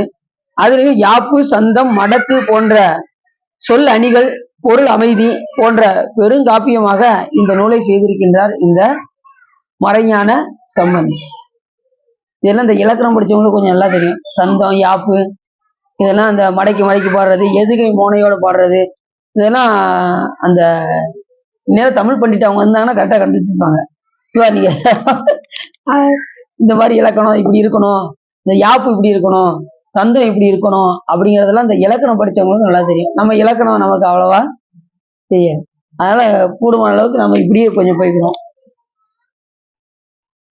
இந்த நூலை சொல்றது கூட அடியனுக்கு தகுதி கிடையாது. இருந்தாலும் சாமி என்ன செய்யறாரு, சொல்ல வைக்க முயற்சி சிக்கிறாரு. நம்ம முயற்சி பண்ணி பார்ப்போம், திருவள்ளுவர் கூட்டிருப்போம். ஏன்னா இந்த மாதிரி நூல்கள்லாம் எடுக்கிறதுக்கு அடியனுக்கு அந்த அளவுக்கு அடியனுக்கு அறிவு எல்லாம் கிடையாது. ஏதோ சாமி குணத்தை நம்ம சொல்லிக்கிட்டு இருக்கோம், அவ்வளவுதான். ஏன்னா நமக்கு என்ன வயசு கம்மி தான். நம்ம இதெல்லாம் 70 வயசு ஆளு எடுக்கிற ஆளு இந்த நூலெல்லாம் எடுக்கிற நூல். இப்ப குளித்தலை ராமலிங்கம் எடுத்திருக்காங்க இந்த நூலை, சிவ தர்மோத்தரம். வேற யாருமே இந்த நூலை எடுக்கல. அப்படிப்பட்ட நூல் இந்த சிவ தர்மோத்தரம். இரண்டாவது, சாமி உள்ள இருந்து அருள் இல்லாம நாம என்ன செய்ய முடியாது, இந்த நூலை சொல்ல முடியாது. அப்படிப்பட்ட ஒரு இந்த நூலை தொடுறது கூட நம்ம என்ன செஞ்சிருக்கணும், புண்ணியம் செஞ்சிருக்கணும். இதை முடிஞ்சது எல்லாருமே இந்த நூலை நல்லா தொட்டு பார்த்துக்கணும். ஏன்னா சிவ தர்மத்தை பத்தி சொல்லக்கூடிய நூல் இது. உப ஆகமம் வாதனம் ஈராக காமிக முதலாக வாதனம் ஈராக உள்ள 28 ஆகமத்தில் இருக்கக்கூடிய உப ஆகமமாக திகழக்கூடியது இந்த நூல். இதுல என்னன்னா மூல ஆகமங்கள் 28ல எண்ணும் முறை சர்வோக்தம் என்கின்ற ஈசான முகத்தில் இருந்து அருளிய 11ல இது முக்கியமான ஒரு நூல் தான் இந்த சிவ தர்மோத்தரம் என்கின்ற நூல். சாமி உச்சி முகத்தை கொண்டு அருளினார் பாருங்க 28 ஆகமத்துல. நல்ல தெரியுங்க, 4 வேதங்கள்ல 4 முகத்தில் இருந்து அருளினார். ரிக் வேதம் கிழக்கு பார்த்த முகத்தோட, யசுர் வட தெற்க, ரிக் யசுர் சாமம் பின்னாடி இல்ல அந்த சைடு தெற்கு, அதர்வனம் பின்னாடி சத்தியஜாத முகத்தை கொண்டு. நல்லா புரியுதா? இந்த மேல் நோக்கி இருக்கக்கூடிய ஈசான முகத்துல இருந்து 28 ஆகமங்களையும் அருளினார். 4 முகத்தை கொண்டு அருளிய வேதங்கள் போது உச்சி முகத்தை கொண்டு அருளிய ஆகமும் சிறப்பு. புரிஞ்சுச்சா? ஆரணம் ஆகமங்கள் அருளினால் உருவு கொண்டு காரணன் அருளானாகி ததிப்பவர் இல்லையாகும். நாரணன் சுரர் நரர் நாகர்க்கெல்லாம் சீரணி குரு சந்தான செய்திடும் சென்றிடாவே என்பது சிவஞான சித்தியார். சிவஞான சித்தியார்ல சொல்றாரு, சிவபெருமான் மட்டும் அன்னைக்கு ஆகமத்தை எடுத்து சொல்லலைன்னா இன்னைக்கு ஒரு உயிர் கிடைத்திருக்காதுங்க. ஆரணம் ஆகமங்கள் அருளினால் உருவு கொண்டு, சாமி தன்னுடைய அருளினால உருவு கொண்டு எங்க வராரு, இந்த பூலகத்துக்கு அந்த முனிவர்களுக்கு உபதேசம் பண்ணாரு பாருங்க. அருளினால் உருவு கொண்டு காரணன் அது அருளானாகி கதிப்பவர் இல்லையாகும். எல்லாருமே நாரணன் சுரர் நரர் நாகர்க்கெல்லாம் ஒரு குரு சந்தான சீரிலும் சென்றிடாவே என்று நமது அருளாளராக இருக்கக்கூடிய அந்த சிவஞான சித்தியார் என்கின்ற நூல்கள்ல அருணந்தி சிவாச்சாரியார் சொல்றாரு இதை பத்தி. அப்ப ஆகமங்களை யார் கொடுத்தா? சிவபெருமான் கொடுத்தார். ஆகமம் எந்த முகத்தை கொண்டு அருளியது? உச்சி முகத்தை கொண்டு அருளியது. அது என் முகத்துக்கு என்ன பேரு? ஈசான முகம் என்று பேரு. ஈசான முகத்தை கொண்டு அருளியதுதான் 28 ஆகமங்கள். மற்ற 4 முகத்தை கொண்டு அருளியது வேதங்கள். அதனால 4 வேதங்கள் போது ஆகமங்கள் சிறப்பு. அப்படிப்பட்ட அந்த ஆகமத்தை முருகப்பெருமான் சின்ன பிள்ளையில உட்காந்து கேட்டிருக்காரு. அம்மாவும் அப்பாவும் மடியில உட்காந்து கேட்டு கேட்டு இப்ப யாருக்கு பதில் சொல்றாரு? அகத்தியர் கேட்க முருகப்பெருமான் பதில் சொல்கின்றார். அதுதான் சிவ தர்மோத்தரம். சரி, அப்படி இந்த சிவ தர்மோத்தர இந்த நூல் சிவ தர்மங்கள் எவை எவை என்பதும் நெடியவனை வினவ முருகப்பெருமான் அகத்தியன் வினவ உத்தரமாக சிவத்திய தர்மங்களை உள்ளடக்கியதே இந்த சிவ தர்மமாக இருக்கக்கூடிய உத்தரம் என்று இந்த இடத்துல சொல்றாரு. உத்தரம்னா விடைன்னு அர்த்தம். அவங்களுக்கு அகத்தியர் வினவ முருகப்பெருமான் கூறிய விடையே சிவ தர்மங்களுக்கு விடை கூறியதனால் இது சிவ தர்ம உத்தரம் என்று பெயர். அதை சேர்த்து சொல்லும்போது சிவ தர்மோத்தரம் அப்படின்னு நம்ம சொல்றோம். சில இடங்கள்ல உத்தரம் ஆகமங்கள்ல உத்தரம்னு ஒரு ஆகமங்கள் உத்தரமா வரும். அதே மாதிரி நம்ம உத்தர கோஷ மங்கை அப்படிங்கிறோம்ல, அது ஆகமத்தை சொல்றதுன்னு அர்த்தம். அம்பாளுக்கு சிவபெருமான் உத்தரமாகிய ஆகமங்களை உபதேசம் செய்தது அப்படின்னு அர்த்தம். உத்தர கோஷ மங்கை. அப்படி இது பல குரட்பாவால் பல நூல்களால் இந்த நூல்களை செய்திருக்கின்றார். சிவ தர்மோத்தரம், சைவ சமய நெறி, வாயு சங்கீதை, மச்ச புராணம், பிரமோத்தர காண்டம், உபதேச காண்டம் போன்ற காண்டங்களை எல்லாம் இவர் என்ன செஞ்சிருக்காரு, நிறைய நூல்கள்ல இருந்து நிறைய மொழிபெயர்த்து அதெல்லாம் கொடுத்திருக்காரு. தத்துவ பிரகாசம் இவர் எழுதியது கிரியை பகுதியை கிளத்தல் உருவது. சிவநெறி பிரகாசம் என்பது ஞான நெறியை பிறருக்கு எடுத்து உரைப்பது போன்ற இதெல்லாம் எடுத்து விரிவாக இவர் செய்திருக்கின்றார்.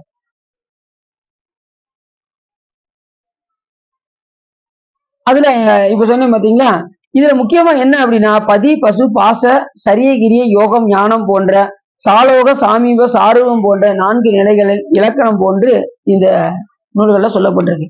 நமக்கு இந்த 4 நாள் ரொம்ப ரொம்ப முக்கியம். சரிய கிரிய யோகம் ஞானம் 4 நெறி.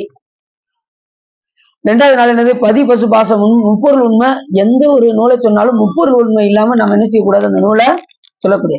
பதி என்பது இறைவன், பசு என்பது உயிர்கள், பாசம் என்பது தலைகள். தலைகளாக விளங்கக்கூடிய கண்மம் மாயை ஆணவம் என்பது இதெல்லாம் என்றும் உள்ள பொருள். இதெல்லாம் என்ன செய்ய முடியாது, என்றும் உள்ள. பதி என்று உள்ள பொருள், பசு என்ற உள்ள பொருள், பாசம் என்று உள்ள பொருள். புதுசாலாம் ஒன்று தோன்றலாம் செய்யல, எதுவுமே புதுசா தோன்றல, இருக்கிறது தான் சாமி எல்லாமே எடுத்து கொடுக்காரு. இந்த உடம்பு எப்படி எதுல இருந்து இருக்கிறாரு, மாயில இருந்து நமக்கு இந்த உடம்பை கொடுக்காரு. மண்ணுல இருந்து தான் இந்த வந்தது இந்த உடம்பு. எல்லாமே இருக்கிறது தான். இருக்கிற ஒரு பொருளை அழிக்க முடியாது, இல்லாத ஒரு பொருளை தோற்றுவிக்க முடியாது. அதுக்கு பேர் என்ன பேரு, சர்க்காரியவாதம் என்று பெயர். உள்ளது சிறக்கும், இல்லது தோன்றாது. உள்ளதே புதுசா ஒரு பொருளை நம்ம என்ன செய்ய முடியாது, நம்மளால உருவாக்க முடியாது. இருக்கிற பொருளை தான் எதுவுமே செய்ய முடியும். இல்லாத ஒரு பொருளை நம்மளால எந்த ஒரு மனிதராலையும் செய்ய முடியாது. இல்லது சிறக்காது, உள்ளதே சிறக்கும் அப்படிங்கிறது சர்க்காரிய வாதம். கொஞ்சம் சித்தாந்தமா இருக்கும், கொஞ்சம் நீங்க புரிஞ்சுக்கோங்க, வேற வழி இல்லை. புரியலன்னா கேளுங்க. புரியுதா சார்? எந்த ஒரு பொருளையும் இப்ப உதாரணத்துக்கு நான் அடின்னு கூட முருகன் சார் இருக்காங்கல்ல, அவங்ககிட்ட நான் அடின்னு வரும்போது என்ன கேள்வியே கேட்டுட்டே இருப்பேன்னா ஆரம்பத்துல. அவங்க சொன்னாங்க, இருக்கிற எந்த பொருளையும் அழிக்க முடியாதுப்பா, இல்லாத ஒரு பொருளை தோற்றுவிக்க முடியாது அப்படின்னாங்க. நான் அடின்னு சொன்னேன், சிவா உங்க கண்ணுக்கு முன்னாடி அழிக்கிறேன்னு இல்லையான்னு மட்டும் பாருங்க அப்படின்னு. சரி ஒண்ணும் இல்லை, இந்த பேப்பர் அழிங்க அப்படின்னாரு. அப்படின்னு முருகன் சார் சொன்னாங்க. உடனே நெருப்பு வச்சேன், வச்சுதான் புஷ்ஷுன்னு எரிஞ்சு சாம்பல் ஆயிடுச்சு. துகளாச்சா, எரிஞ்சு அழுத்தத்தில் அப்படின்னு. எங்க வச்சிருக்கீங்க, இந்த இடத்துல துகள் இருக்குல்ல அப்படின்னு அவங்க சொன்னாங்க. இந்த துகள் அழிங்க. அதை என்னத்தான் வச்சு வச்சு பார்த்தாலும் துகள் அழியவே இல்லை. அப்ப சூக்குமமா இருந்தது தூளமாக விரிந்திருக்கின்றது. அதே போல இந்த உலகத்தையும் சாமி இது விரிவா இருக்கு. இப்ப நினைச்சேன்னா சாமி என்ன பண்ணுவாரு, ஒடிக்கிறாரு. சூக்குமாக்கனாலும் வைக்கிறார். புரியுது உங்களுக்கு? எல்லாமே சூக்குமா இருக்கிறது தான் சாமி எல்லாம் விரிவாக எடுத்து எடுத்து கொடுக்கணும். இந்த உடம்பு முதல்ல ஆரம்பத்தில் நம்ம பாடியோட வெயிட் எவ்வளவு தெரியுமா உங்களுக்கு? அருகு நுனி பல்லணையவர். அருகுமுடைய நுனி இருக்கு பார்த்தீங்களா? அருகு நுனியில எவ்வளவு இந்த துளிப்பட்டா எவ்வளவு இருக்கும், தண்ணி துளிப்பட்டா எவ்வளவு இருக்கும், அதுதான் நம்மளுடைய பாடியோட வெயிட். அவ்வளவுதான். நம்ம கருவுல போகும்போது அவ்வளவுதான் இருந்தோம். ஆனா இப்ப நமக்கு ஒவ்வொருத்தவங்க 70, 80, 90 அப்படிங்கிறோம்ல. இதுல எப்படி இருந்தது, சாப்பிட்டு சாப்பிட்டு சாப்பிட்டு சாப்பிட்டு சாப்பிட்டு சாப்பிட்டு சாப்பிட்டு சாப்பிட்டு அந்த உடம்புதான் இந்த 60 கிலோ 70 கிலோ 80 கிலோ கருவுல இருந்து கொஞ்சம் கொஞ்சமா இத்தனை கிலோ நம்ம ஆயிருக்கு. ஆனா உண்மையில் நம்முடைய பாடி வெயிட் அருகு நுனி பனி நனைய என்று அன்னிநாத பெருமான் கூறுவதற்கெனுங்க, நம்முடைய பாடி வெயிட் அவ்வளவுதான்.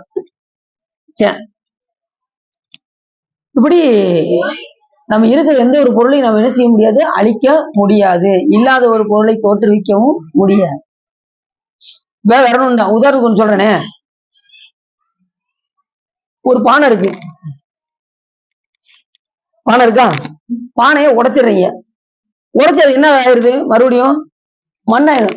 மறுபடியும் புதுசா பானை செய்யணும், அந்த மண்ணுல இருந்தா எடுத்து என்ன செய்யணும், பானை செய்ய முடியும். எங்க போய் ஒடுங்குதோ ஒடுங்குறதுங்கிறது தான் படைப்பு தெளிவரும். அதே போல சிவபெருமான எல்லாம் இந்த உலகத்துல என்ன சொல்லுவாங்க, அவரு அழிச்சிருவாராமீங்க அப்படிங்கிறாங்கல்ல. சிவபெருமான் என்ன சொல்லுவாங்க, அவர் அழிக்கிற கடவுளுங்க, அழிச்சிருவாரு அப்படிங்கிறாங்க, பயப்படுறாங்கல்ல. அழிக்கிறவராலதான் படைக்கவும் முடியும், காக்கவும் முடியும். அதை மறந்துடக்கூடாது. அதனால சாமிக்கு பேரு சர்வ சங்காரன் என்று பெயர். சாமிக்கு பேரு சர்வ சங்காரன். இப்ப படைத்தல் யார் பண்றா, பிரம்ம பண்றார். காத்தல் விஷ்ணு, அழித்தல் ருத்ரன். அதுல இருந்து சந்தேகம் இல்லை. இப்ப யாராவது படைக்கிறவர் தான் எல்லாம் பண்ணுவாருன்னு சொன்னா முடியாது. காத்தல் தான் எல்லாம் செய்வாருன்னா முடியாது. இப்ப அழித்தல் தொழில் செய்யக்கூடிய அழித்தல் ருத்ரர், அது கூட அவர் கிடையாது. சாமி தான் 5 பண்ணுவாரு. படைத்தல், காத்தல், அழித்தல், மறைத்தல், அருளல் எல்லாமே சாமி செய்வார். இப்ப ஒரு வீட்டுக்குள்ள கதவை திறந்து உள்ள போறீங்க, முதல் ரூமை திறந்து உள்ள போறீங்க, ரெண்டாவது ரூமை திறந்து மெயின் ஹாலுக்கு போறீங்க, மூணாவது ரூமை திறந்து கிச்சன் ரூம் போறீங்க. இப்ப மறுபடியும் நீங்க வரணும்னா எங்க இருந்து வருவீங்க? மறுபடியும் கிச்சன்ல இருந்து மெயின் ஹாலுக்கு வந்து தான் என்ன செய்வீங்க? வெளியில வருவீங்க. இதே போலதான் படைத்தல் காத்தல் அழித்தல் செய்யக்கூடிய சர்வ சங்காரனாக விளங்கக்கூடிய சாமி என்ன செய்வாரு? அவர் தான் மறுபடியும் எல்லா உயிர்களையும் படைப்பாரு, அவர் தான் எல்லா உயிரையும் காப்பாரு. அதனாலதான் காரணம் நல்லானாகி கதிப்பவர் இல்லையாகும் அப்படின்னாரு. சர்வ சங்காரனாக விளங்கக்கூடிய சிவபெருமானே படைத்தல் காத்தல் அழித்தல் மறைத்தல் அருளல் என்கின்ற ஐந்தொழிலையும் புரிகின்றவன் ஈசன் ஒருவனே. 100 கோடி பிரம்மர்கள் நொந்தினர் எண்ணில் 6 கோடி நாராயணன் அங்கனே ஏறு கங்கை மணல் இந்திரன் ஏறு கங்கை மணல் எண்ணில் இந்திரன் அப்படின்னாரு. எண்ணில்லாத இந்திரர்கள் அந்த பதவியில் இருக்காங்க. ஆனா இணை இல்லாதவன் ஈசன் ஒருவன்.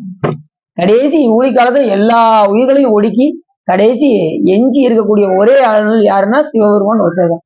அதாவது சிவபெருமானுக்கு எச்சன்னு ஒரு பேரு, எஞ்சி இருக்கின்ற ஒரே ஆளு சிவபெருமான் ஒரு. அதனால எச்சன்னு சாமிக்கு ஒரு பேரு. இன்னொரு எச்சன்னு ஒரு பேர் இருக்கு, அது யாருக்கு தெரியுமா?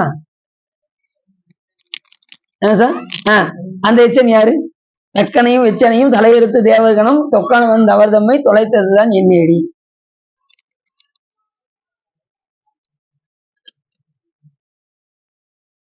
அந்த எச்சன் யாருன்னா அக்னிக்குள்ள இருக்கக்கூடிய அதிதேவதர்னு அர்த்தம். அதுக்குரிய அதிதேவதை அந்த எச்சன்.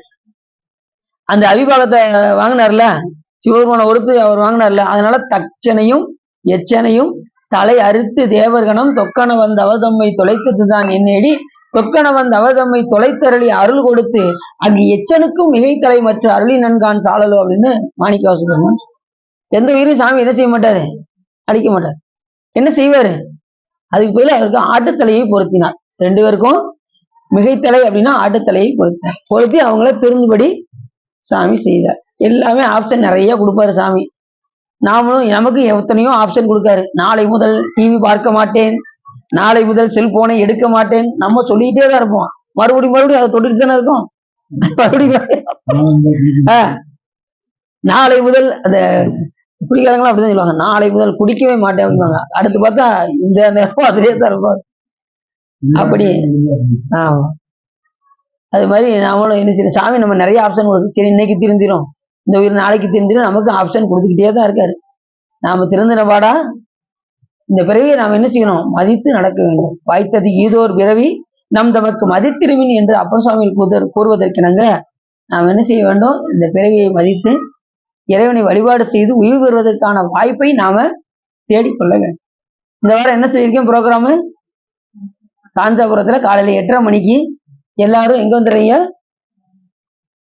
பஸ் ஸ்டாண்டுக்கு வந்துடுறீங்க. பஸ் ஸ்டாண்டுக்கு என்ன வேற இதுல எங்க மேட்டுக்கு நாங்க வேண்டு வரல. அதாவது நம்ம எல்லாரும் காஞ்சாபுரம் வண்டியில தான் போய் ஆகணும். போயிட்டு அப்படியே 1 நிமிஷத்துக்கு வண்டி இருக்கு, வண்டி நிறைய இருக்கு. போயிட்டு முடிச்சு 1 மணிக்குள்ள முடிச்சுட்டு 1:30 கிளம்பி வந்துடும். சரிதானே? இல்ல 12:30 கூட முடிச்சாலும் முடிச்சிருவோம். இல்ல திருமுறை.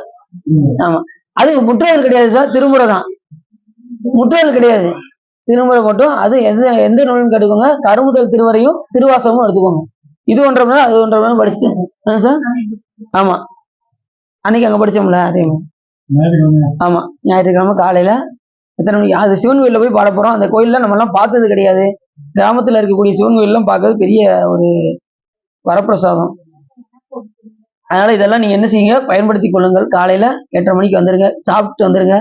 மதிய உணவு அங்க சாப்பிட்டுட்டு நம்ம எல்லாருமே இங்க வந்துடலாம். சரிதானா? 9 வாங்க பார்ப்போம். 8:30 9 ஆயிடுவாங்க. அதுக்கு தான் 8:30 சொல்ற காரணம் அதுக்கு தான். 8:30 எல்லாம் 9 மணி வரைக்கும் ஆக்கிடுவாங்க. ஒவ்வொரு ஆளா வந்து எல்லாத்தையும் கூட்டு போகணும்ல. 9 அங்க 10 மணிக்குள்ள நம்ம போய் ஆரம்பிக்கணும். 10 to 1 முடிச்சிருவோம் சார். நீங்க வாய்ப்பு இருக்காதோ? அதான் சரி, எல்லாம் வந்துருங்கண்ணா. சரி, ஓகே. இப்படி பல நூல்களை மலைஞான சம்பந்தர் அருளி செய்திருக்கின்றார். குருநாதர் இன்னாருன்னு சொல்லி அவர் எந்த நூலுமே நிறைய குருநாதர் இவர்களுக்கு உபதேசம் செஞ்சிருக்கிறதுனால இந்த குருநாதர் தான் எனக்கு அப்படின்னு இவர் எந்த நூல்களையுமே சொல்லல.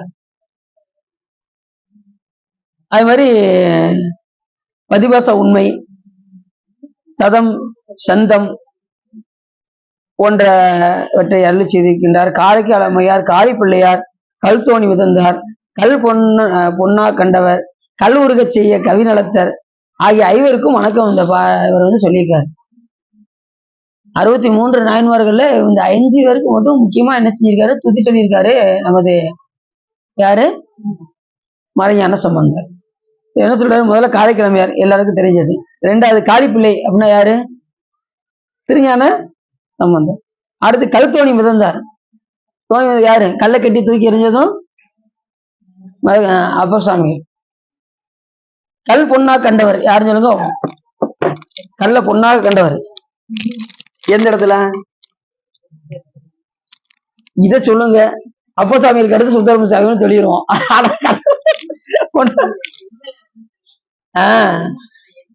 கலந்து இல்லையா,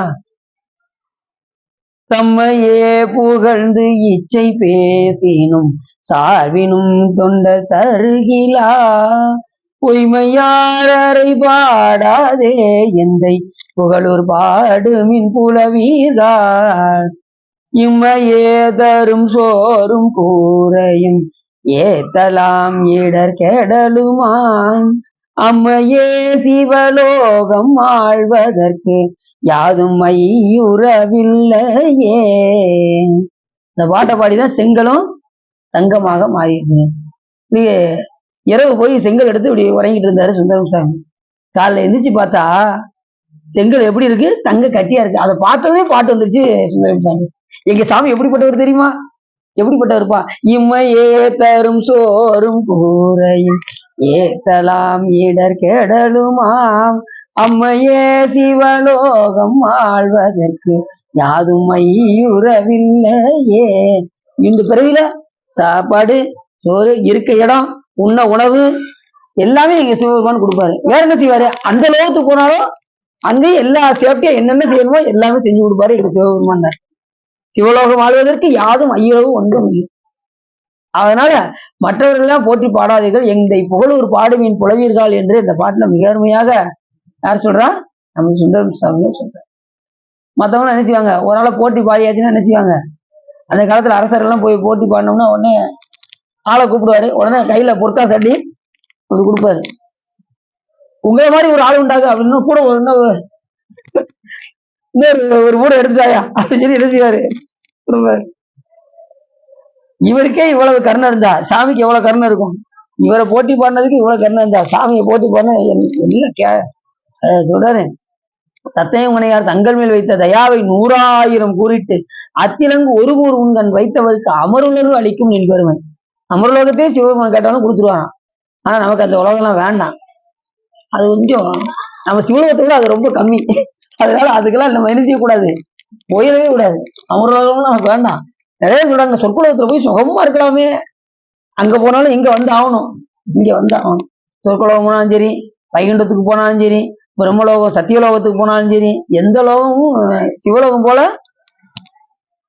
செங்கணவன் வாழ் திசை முகன்பாள் தேவர்கள் வாழ் எங்கும் இல்லாததோர் இன்பம் நம் வாழதா அப்படி சொல்றாரு மாணிக்கவாசகர்.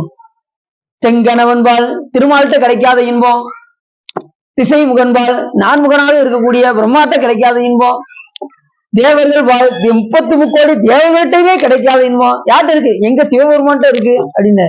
செங்கணவன்பாள் திசைமுகன்பாள் தேவர்கள்பாள் எங்கும் இல்லாததோ இன்பம் நம் வாழதா கொங்கன் கருங்கொழிலின் அந்தம்மை கோதாட்டி இங்கு நம் இல்லங்கள் தோறும் வந்து எழுந்தருள்.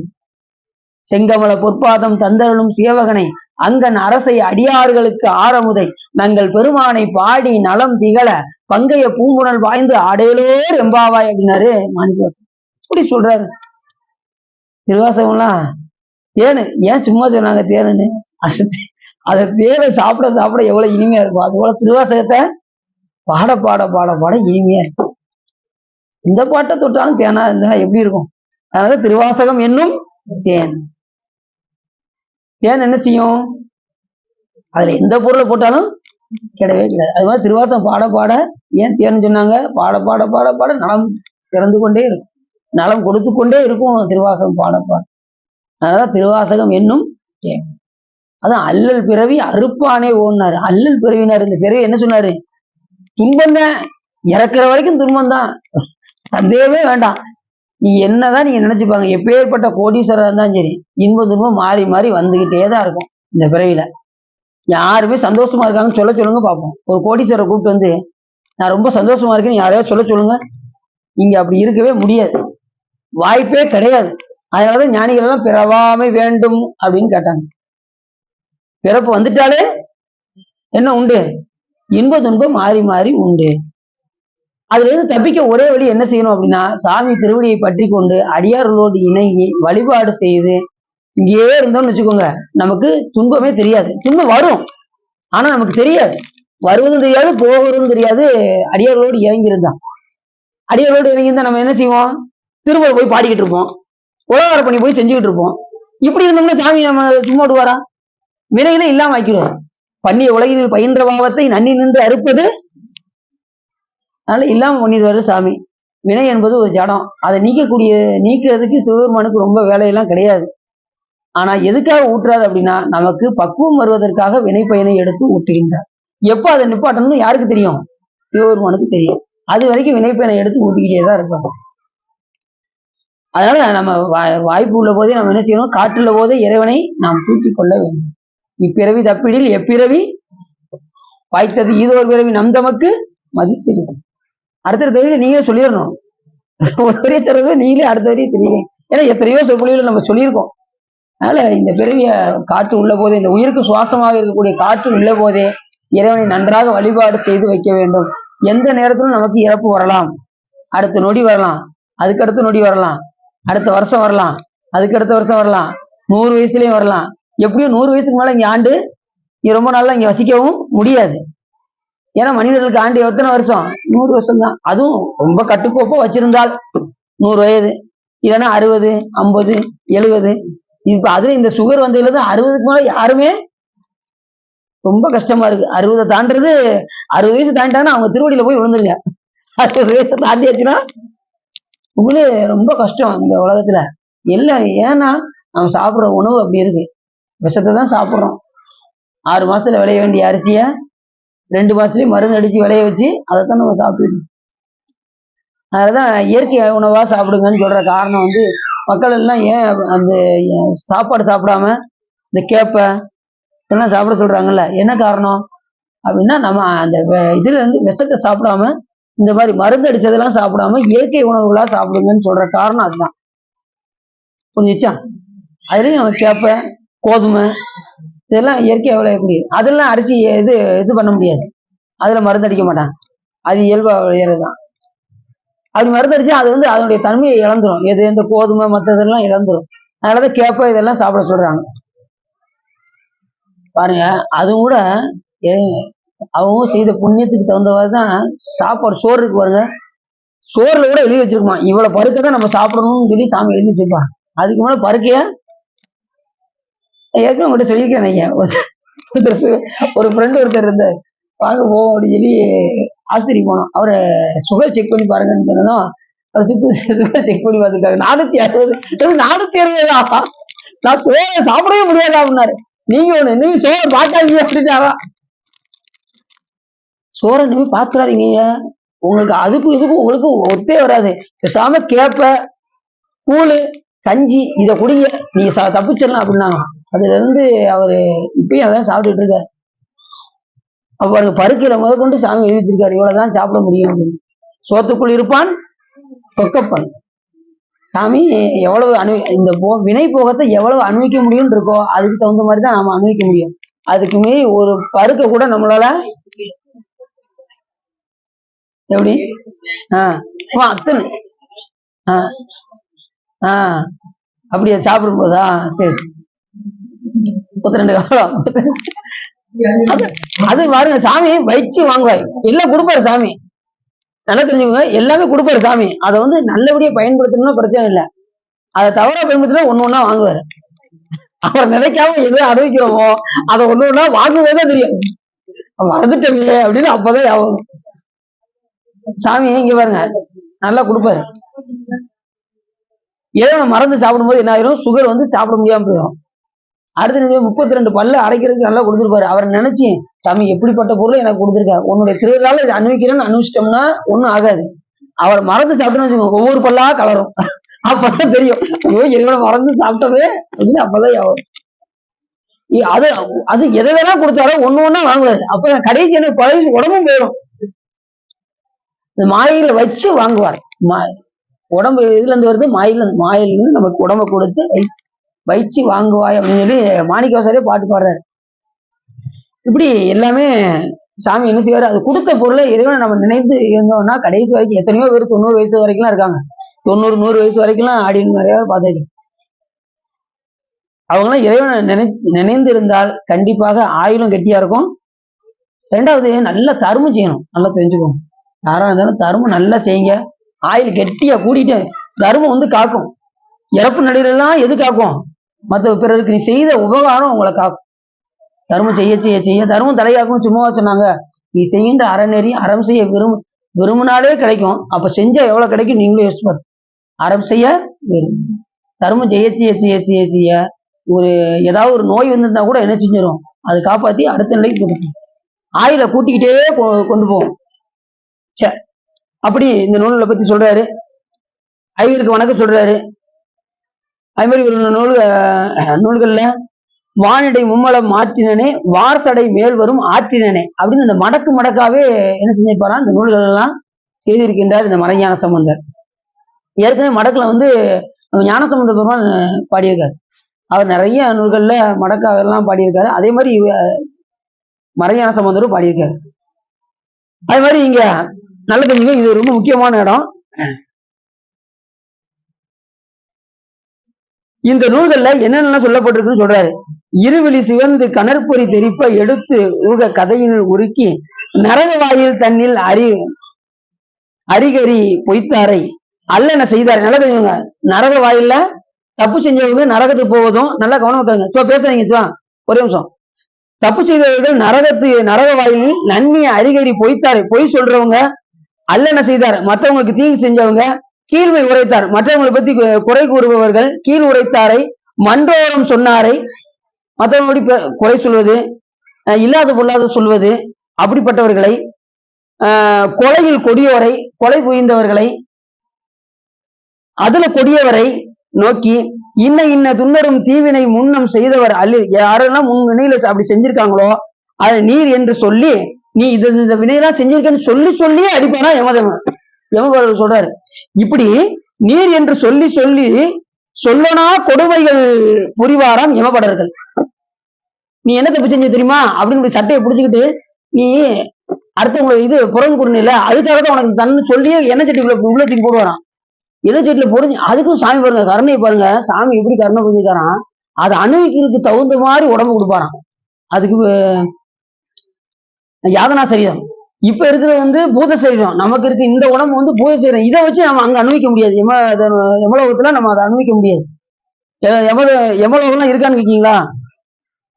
யமலோகம்லாம் இருக்கு. இப்ப திருவள்ளுவர் சொல்றாரு, எல்லா அருளாளரும் சொல்றாங்க, யமதூதரும் அஞ்சுவரின் சொல்லால் நம்ம நயம் ஓதவல்லார் தம்மை நன்னினார் நியமம் தான் நினைவார்க்கு இனியா நெற்றி நயன நாமும்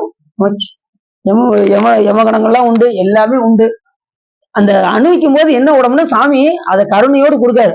அந்த தண்டனையை அனுபவிப்பதுக்கு தகுந்தவாறு யாதனா சரீரத்தை கொடுத்து அனுபவிக்கப்பாரு. எண்ணெய் சட்டிகளை போட்டு வறுத்து எடுப்பான்.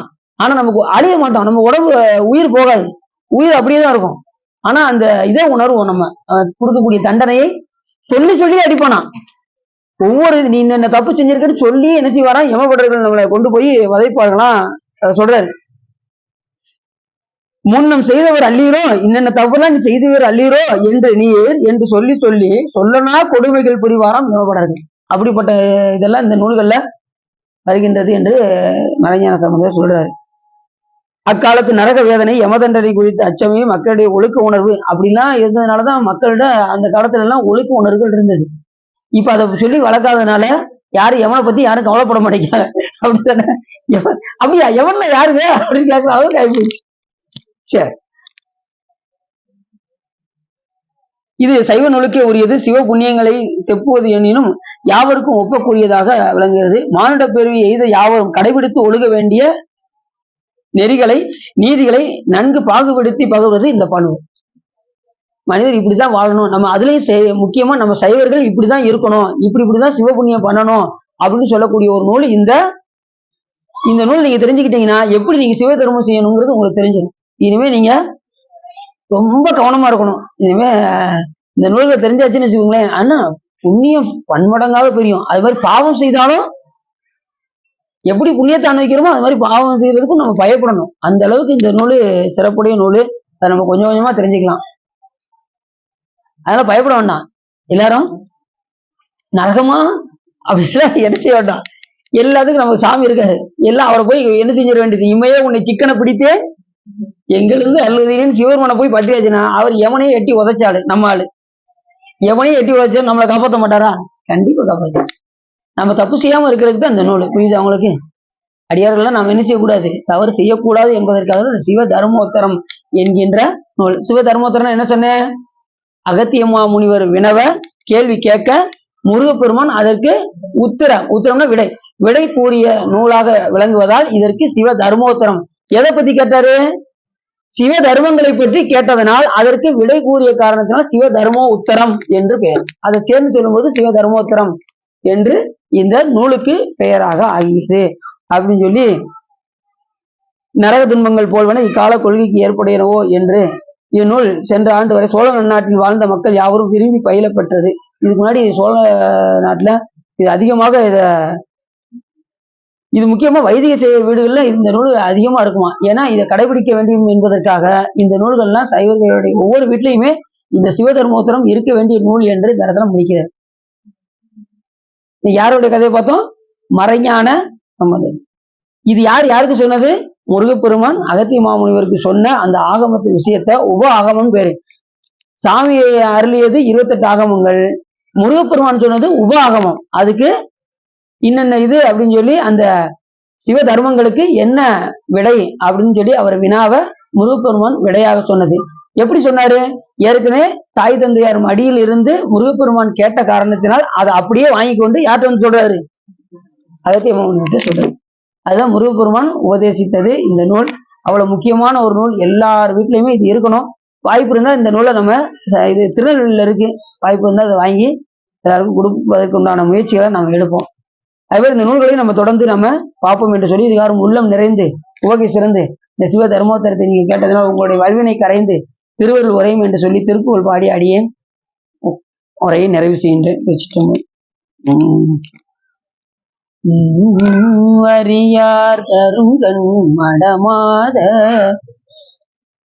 மகவாசை தொந்த மதுவான இருபோது நைந்து மெலியாதே இரு தாளின் அன்பு தருவாயே மறிமா.